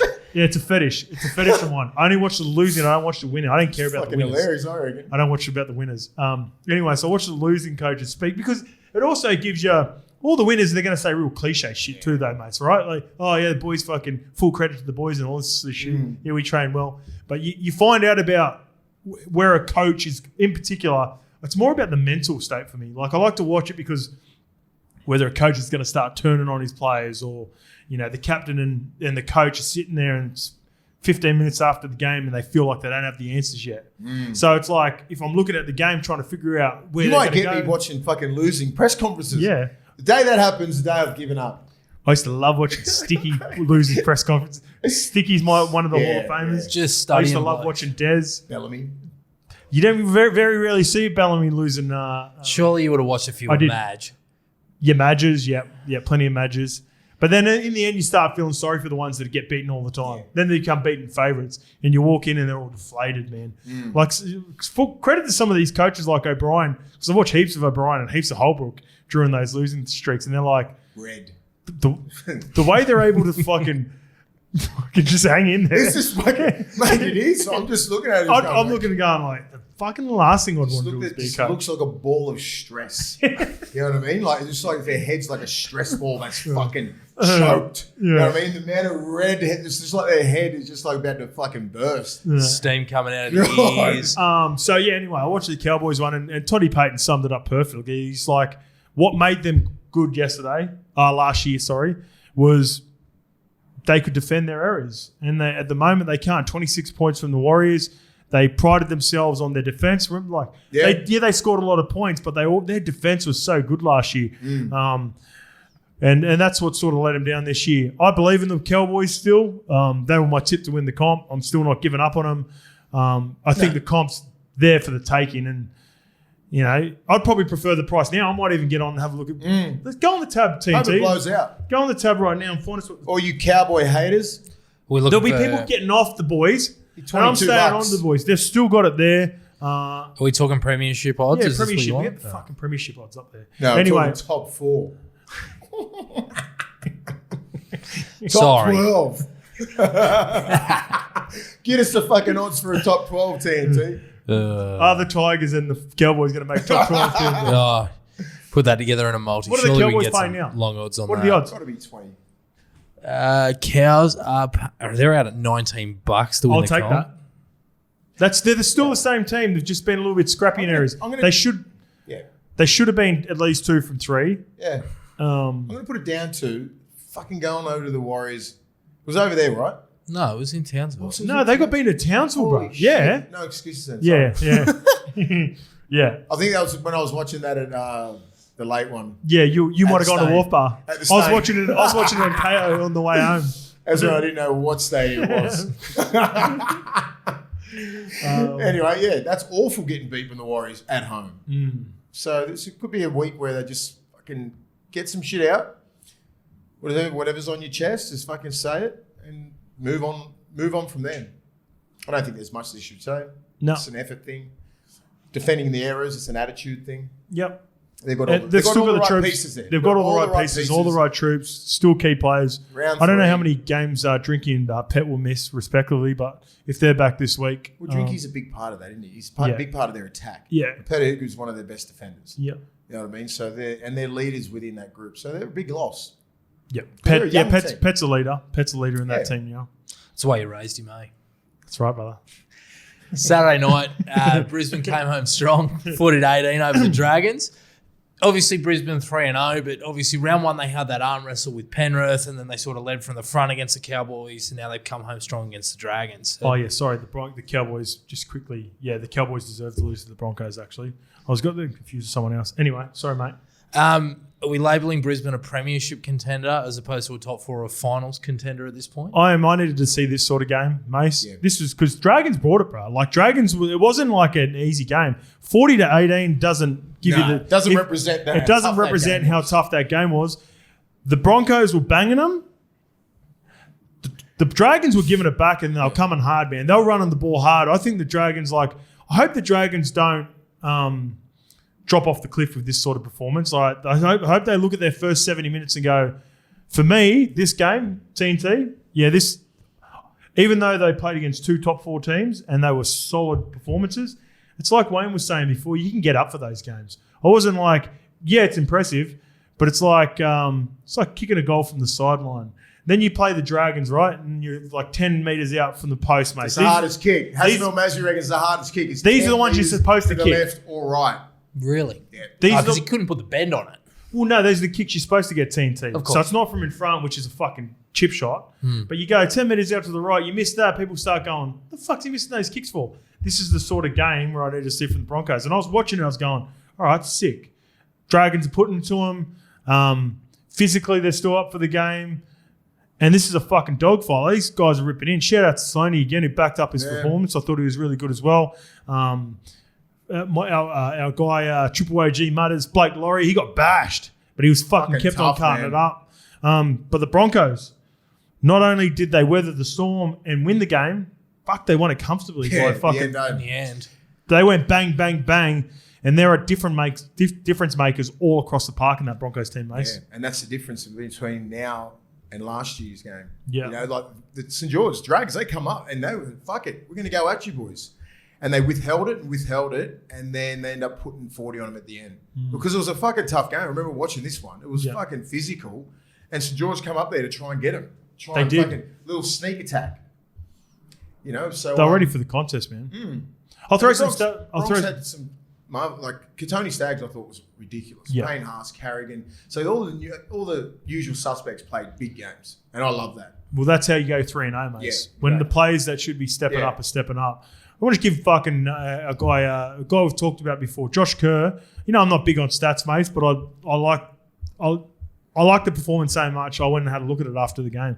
Josh Kerr come off the bench, and mind you, he came on for the HISA, come on for 15 minutes. Why someone from the Dragons got a spell. He had 10 carries for 141 metres, 62 post-contact metres, and I even checked out the play the ball, 2.7 seconds every play the ball, mate. That's what's in that kid. And I like him too. He's been showing promise for about 5 years. He's been around with Normie for a while now. If I'm the Dragons, I'm looking at that performance and I'm going, all right, yeah, would love to see more at him. But I go, that's a baseline. That's got to be, that's how you attack the games, because essentially he was a bit of a game changer. The game was in the balance a little bit. I think the Dragons might even kick to the lead when he was on there. I think they might have kicked away 18-12. Someone will correct me if I'm wrong. But while he was on the field, they really started to find themselves, got a bit of momentum, maybe got to the lead or got equal, and then he went off, and then obviously they built a little bit of momentum back. By the time it come on, Payne Haas's last 10 minutes was unbelievable. Yeah. And then him on top of Walshy, who was same thing, man. Like it's you talk about their stars like Reece Walsh and Payne Haas didn't have 10 out of 10 performances.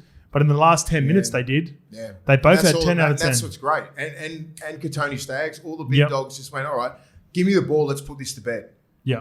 Let's all go together. And they all just, you can feel the energy just go up, and everyone just went, and momentum, fucking hard to break, especially if you get it, if you can find it in the last 10 to 12 minutes, fucking game over.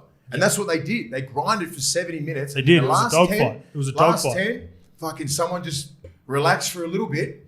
Yeah. And it's been shown like what can happen in 10 minutes. Like three tries easy, 3 or 4. It's hard to stop the bleeding. So St. George are up for the game. But the Bronx have just got class players, and they just shone. Were you going to say something? They shone. They shone. Were you going to say anything more? No, I'm good. I just wanted to say this on Reece Walsh too when I was watching the game, when I was him streaking away there. The first try gave me a glimpse of it. He reminds me a bit of Snake. Yeah. The way he lobs up, like his running style. You know how Snake used to run like he's almost falling over all the time? Yeah, it's a fucking head. You know, like he sort of runs like, and the way he sweeps Snakey's, and I'm talking about Brett Short for people listening at home, he had a real gift like his brother Glenn Short. When he's out the back on those sweep runs, he can dictate why the ball's in the air, what he's going to do. So when you see Reece Walsh sometimes, whether it's Reynolds or Ezra Mam, who's delivering the ball nicely for him, when he's out in the back, he can let it float in front of him and sort of kick on the outball. So just say if someone's trying to, if they wedge, so he can take him on the inside off the catch, or if they're on retreat D, so they're backing off trying to buy themselves some more time because they feel vulnerable, while they can check in, that defender can check in, but then also chase. He's gone. Yeah. Like his first couple of steps, his speed and power that he's been working on in the offseason, he kicks away. Then it was Zach Lomax on the Katoni trial where Katoni linked back through the middle for maybe Selwyn Cobbo, Zach Lomax sees him go past him when he's gifted him in that room, because what he's trying to do, he's trying to send him out. Yeah. Reece Walsh takes off that quick, that Zach Lomax overcommitted, drops Selwyn underneath, and he goes straight through. I was like, he's fucking dynamite. That's so. It's got some Snake about me. It's got some Brett Stewart. What you're saying there is very esoteric. So if you don't understand what we're saying at home, it's like some of the shit that he's doing is unbelievable. Like he's catching on the out. Like he can just read defenses. Because when you are out the back, like if you're the 3 and the 2 man, you know what I mean? You are getting schooled by that kid at the moment. Yep. You know what I mean? And that's why the 4 man, as I said, is nearly the most important person on the field. you can shut Reece Walsh down. Get into Reynolds if you early. can get into Reynolds and make him play earlier. Yeah. So if you're a 4-man on any team with Reece Walsh, you got to shut him down. Because Reynolds particularly doesn't like digging into the line that much. He'll go in, but he won't dig in as much as a 4. Well, he does it so well that he doesn't have to. He doesn't have to, and then he just gives him that much time on the outside. He's flying, Reece Walsh. I've never seen him play this good. No. You can tell, he's definitely got he's worked hard. You can see for sure that he's worked hard because he's coming off a disappointing season. But he was that fast. Yeah, he's definitely worked on that as well. That he was that fast. Like, if you're going to put him in a category, I think it'd be like halfway between Snake and like a Billy Slater. Like those sort of moves, that he has, where Billy used to catch on the out and change within fucking half a second. You think he's on the outside shot and he'd burn you on the inside. Yeah, without losing any speed. But they change with the ball. Yeah. And it's the combination with him and Reynolds and whoever the 5'8" and that is to catch on the out, the communication that he's got with him. Yeah. Like, he just put it out in front of him. He's like, the ball's in the air and he's just moving. Whatever the fuck. If you're going out, he's coming in. Yeah. If you're coming in, he's going out. It's like, good luck trying to fucking coach that. Well, if you've got the... Well, Matty Bowen used to do that like fucking great. You know why? Because they've got really good depth. Because what you do is you stay nice and deep, you can attack it. You can't go backwards after the fact, right? So if you've got the speed to back yourself, like Brett Stewart did, like Billy Slater, and like Walshy's got, so Ren can throw it out in front of him, and then if they back off, he can attack it. Yeah. And he's got the skill set like Brett Stewart had, this real nice soft touch. If anyone wedged into him, just attack. Yeah. Doesn't even catch the ball, or he stuff like sometimes flick it behind his back. So it's a great position in the fullback. Broncos are really legit. Yeah. So we talked about it up the top, like as we're talking about the teams for sure. Broncos for me are 3-0. They're the team that have clearly shown that they can be legit this year. Do you reckon it's the number one position if you're a young kid? Yes. To play fullback, with a conversation, like to really express yourself, and like just say a player, like if you're really flamboyant with high skill set and you don't really want to put yourself into number 7, ball the fuck out of everyone, like be more structured. Fullback's the fucking position, right? Get the ball free. You can just you can play both sides of the ruck. You don't have to defend everything. You can talk. You can be a leader at the back. Like, it'd be the best position, I reckon. Like, when you think about it, like, just say we seem to not develop the 7s at the moment. We've got 6s, and the 7 seems to get lost somewhere. Well, this is from one of our listeners too, Mace. So I brought this up with Mace the other day because one of our listeners reached out off the back of Mace's chats about not having as many 7s, and he brought up a good point. He goes, is it more are there kids trying to become fullbacks and hookers more so, even hookers over halves? Yeah. Is it cooler to be more a fullback? I reckon definitely cooler to be a fullback, and I reckon it might even be more beneficial for your career if you're a gun 7 that you end up floating towards being a 9. Well, let's just go back through, just say with the 80s and 90s. So you had the Peter Sterlings and Ricky Stewarts, right? So everyone wanted to be Alan Langer. Yep. So they're 3 fucking Hall of Fame players. You all the 7s that were born in the 1980s, will try and just say my age. If I was a young fella, like Joey, Thurston, Johns. Yep. So Andrew Johns hit it the late 90s, but you're looking at Alfie, you're looking at Ricky, and you're looking at who else did I say? Peter Sterling. Yeah, Sterling and Greg Alexander and all these sort of great players. Sterling was probably before those guys. And then you look at the Andrew Johns and then your JTs. Like, what's the next generation looking at now? Reece Walsh, Tommy Turbo. Yeah, but I'm just saying, like, we're not looking at halves. Oh, yeah, for halves. Yes, yeah. You're talking about halfbacks. So we look at fullbacks back in the 80s and 90s and 2000s. It was Gary Jack, Gary Belcher. Yeah. That's pretty much it. Yeah.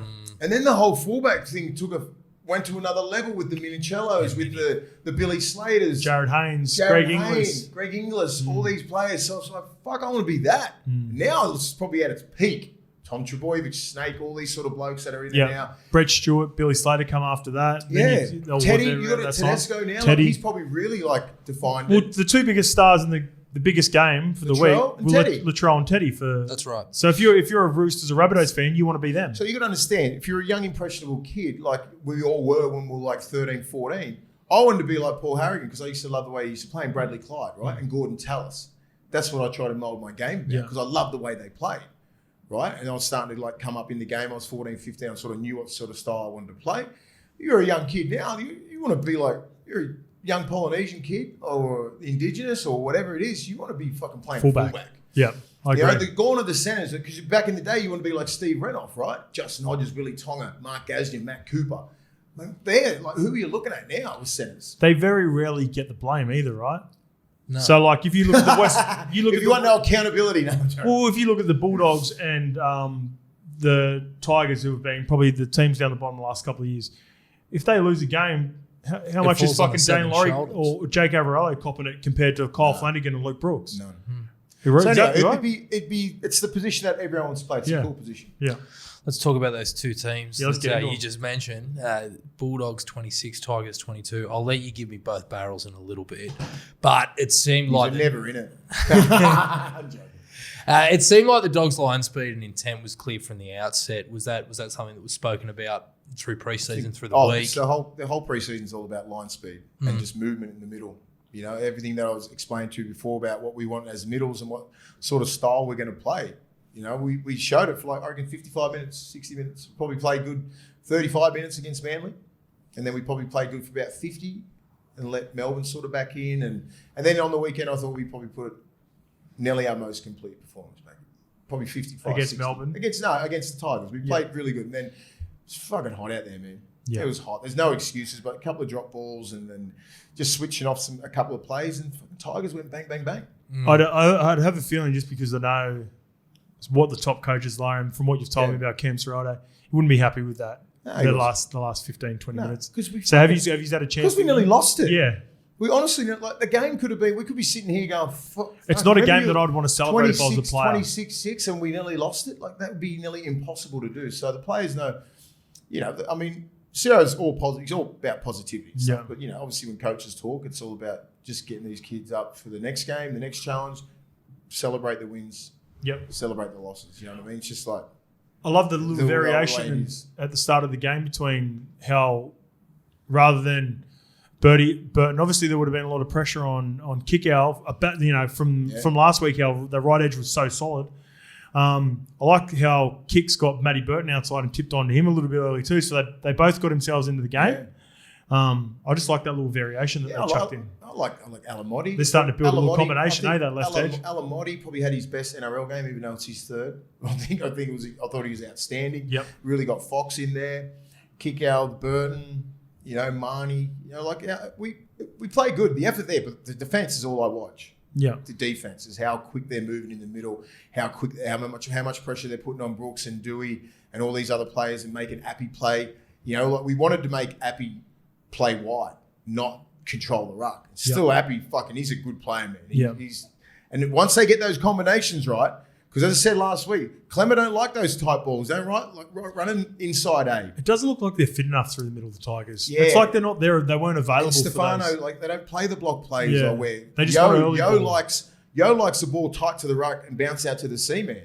And then you got, you know, like, that's where Appy engages markers and stuff. So it makes Appy look good. And if they want to bite real quick, he throws a dummy, goes to the other side of the ruck. Yeah. They don't play anything like Appy. Appy's their best player, and they don't play to his strengths.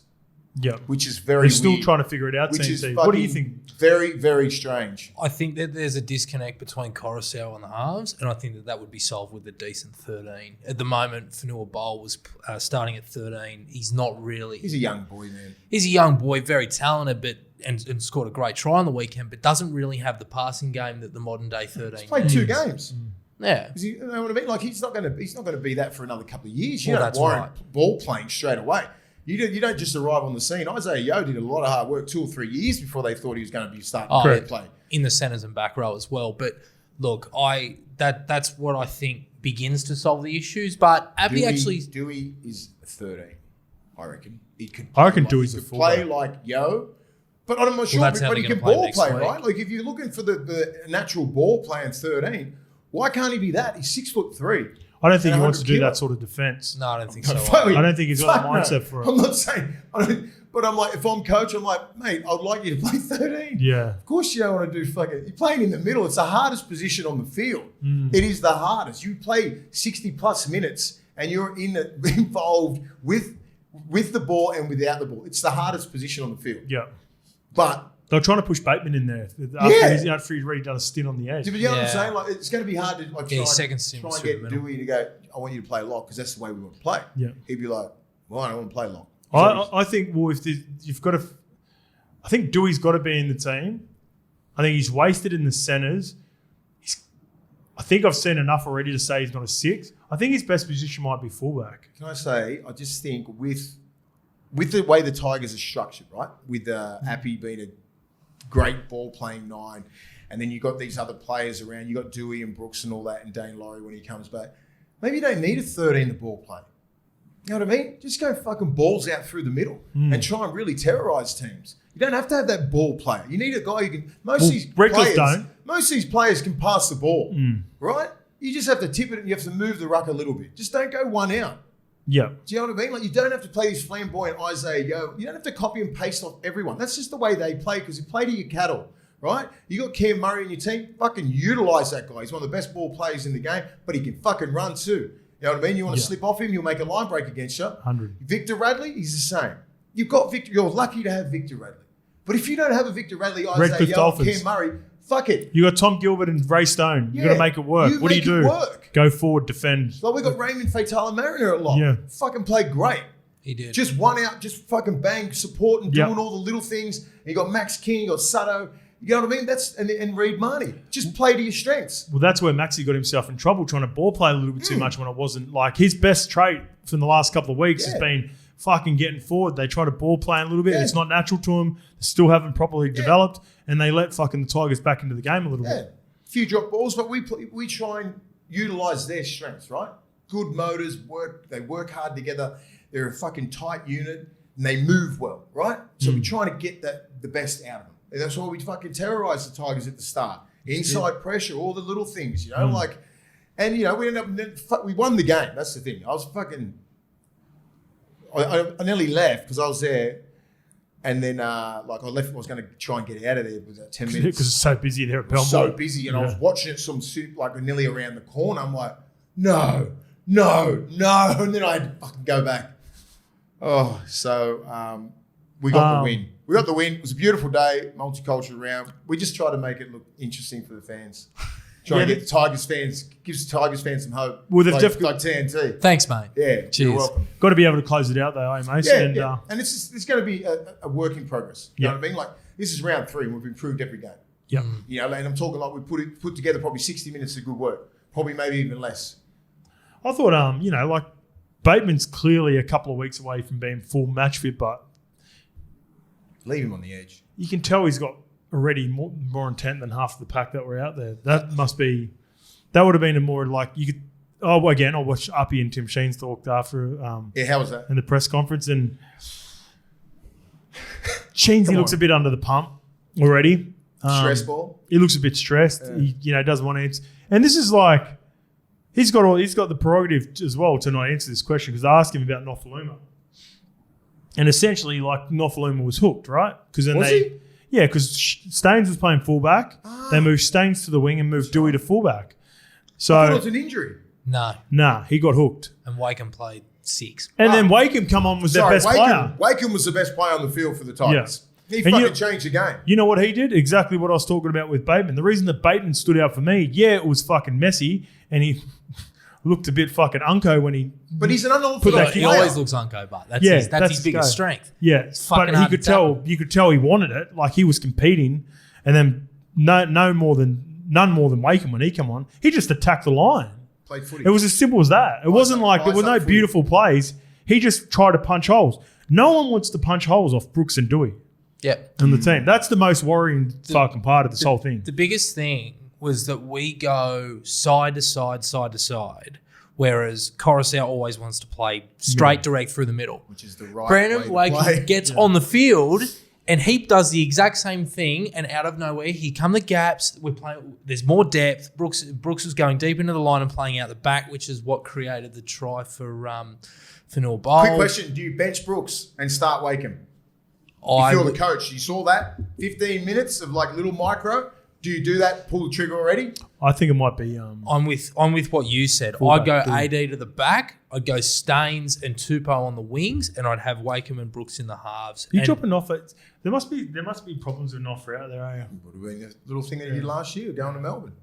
As if that's not resonating with the team. Can't say Sorry, mate. Yeah, so AD fullback. AD Wakeham. fullback. I'd have Wakeham and Brooks in the halves. I don't really care about jersey numbers. Appy obviously at 9, and your 14 probably. Hopefully Jake Simpkin when he gets back from his concussion. If not, maybe Dane Laurie potentially. But I felt as if when we were defending you blokes on our line with about 5 to go, and Wakeham made a couple of good tackles and Startoa, I felt the way that Dewey marshalled us at the back was impressive, and we haven't had that all year. We actually looked like we had a bit of starch in our defensive outfit. So He's got a good talker. absolutely, Really good communicator, Which Dewey. is- But he's Would just Dewey- Dewey. He just can't he can't ball play. Might be a fullback. He doesn't have that. He doesn't have that Does nice. he have the skill set to play fullback? I He's got think a he great does. long ball. Yeah. He's got a great long ball, but at the same time, he obviously threw that intercept. There was a hospital ball that he gave the Bateman that he copped the spray for. So Because there's a look, difference between being first receiver and out the back throwing that ball. Yeah, I Yeah. know. I'm There's saying, some I'm things. just trying to figure this shit out. Like, where would you put Dewey?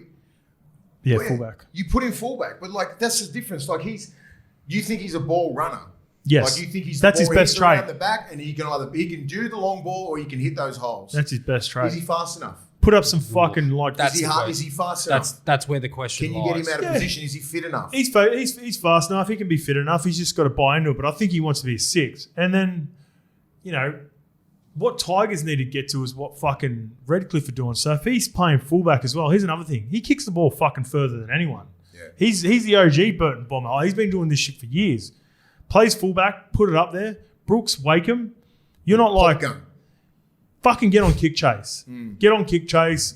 Earn the respect of the players because you're not getting it by the way you're playing footy with the ball. So they've got to earn the trust defensively. Like lead your lines up.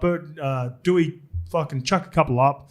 And that's how they've got to attack the game. And Bateman will like he's that dude. Bateman's a dog. He was giving him a I reckon couple of Dewey sprays. I reckon Dewey and Bateman could have a decent left side combination. They're on the right. They're on the right. They looked.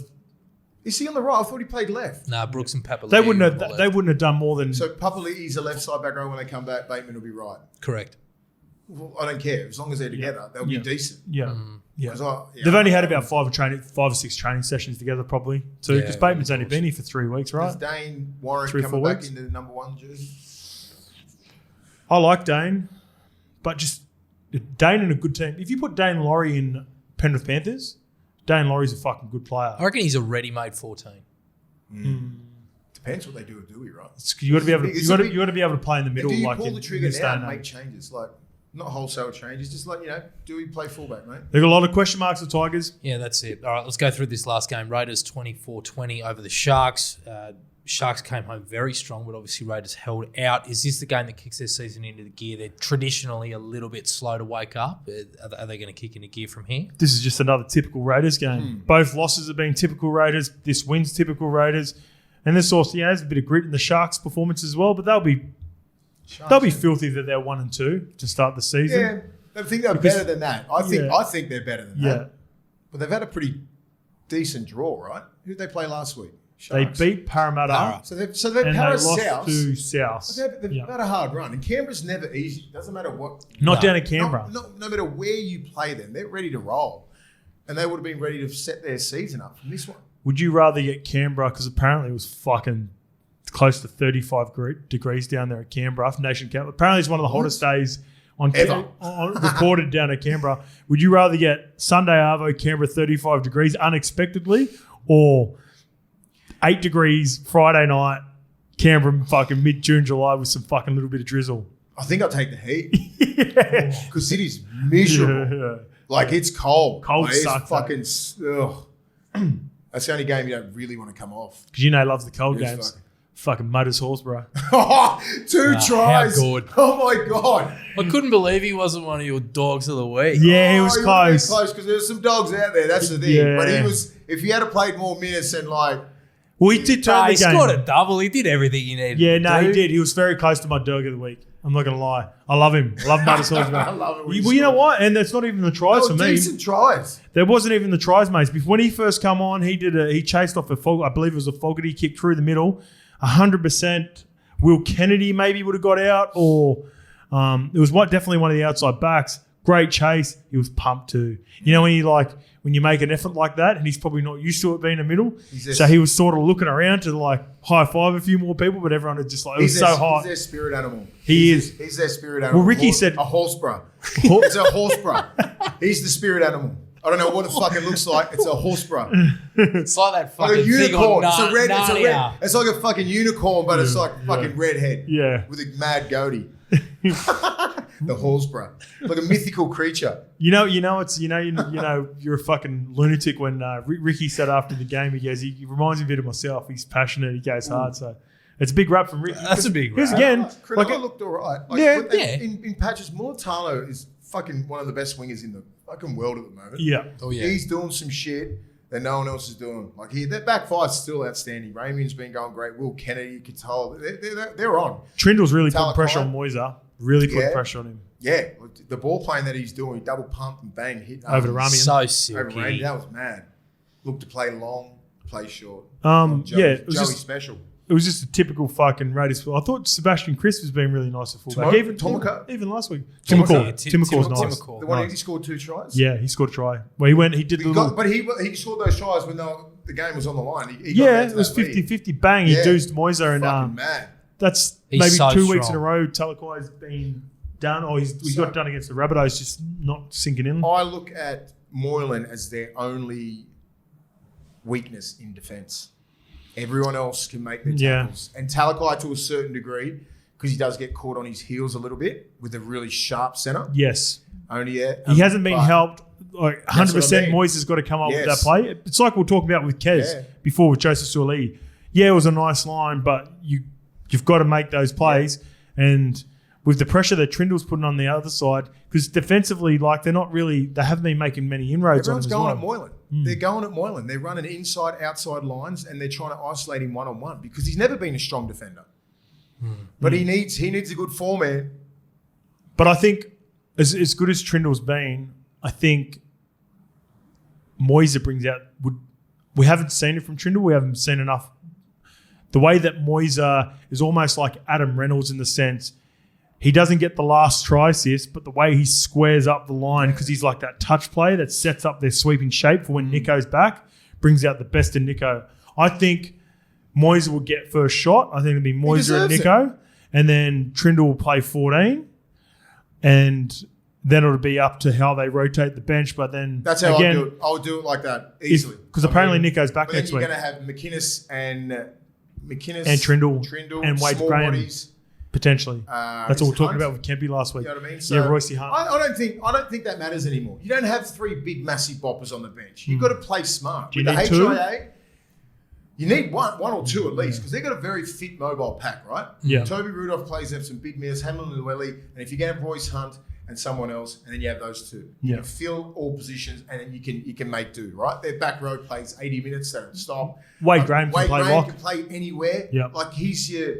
But there you go, like him or Trindle or McInnes. That's my point, right? Yeah, it's hard. Yeah, it's hard. It's a tough one.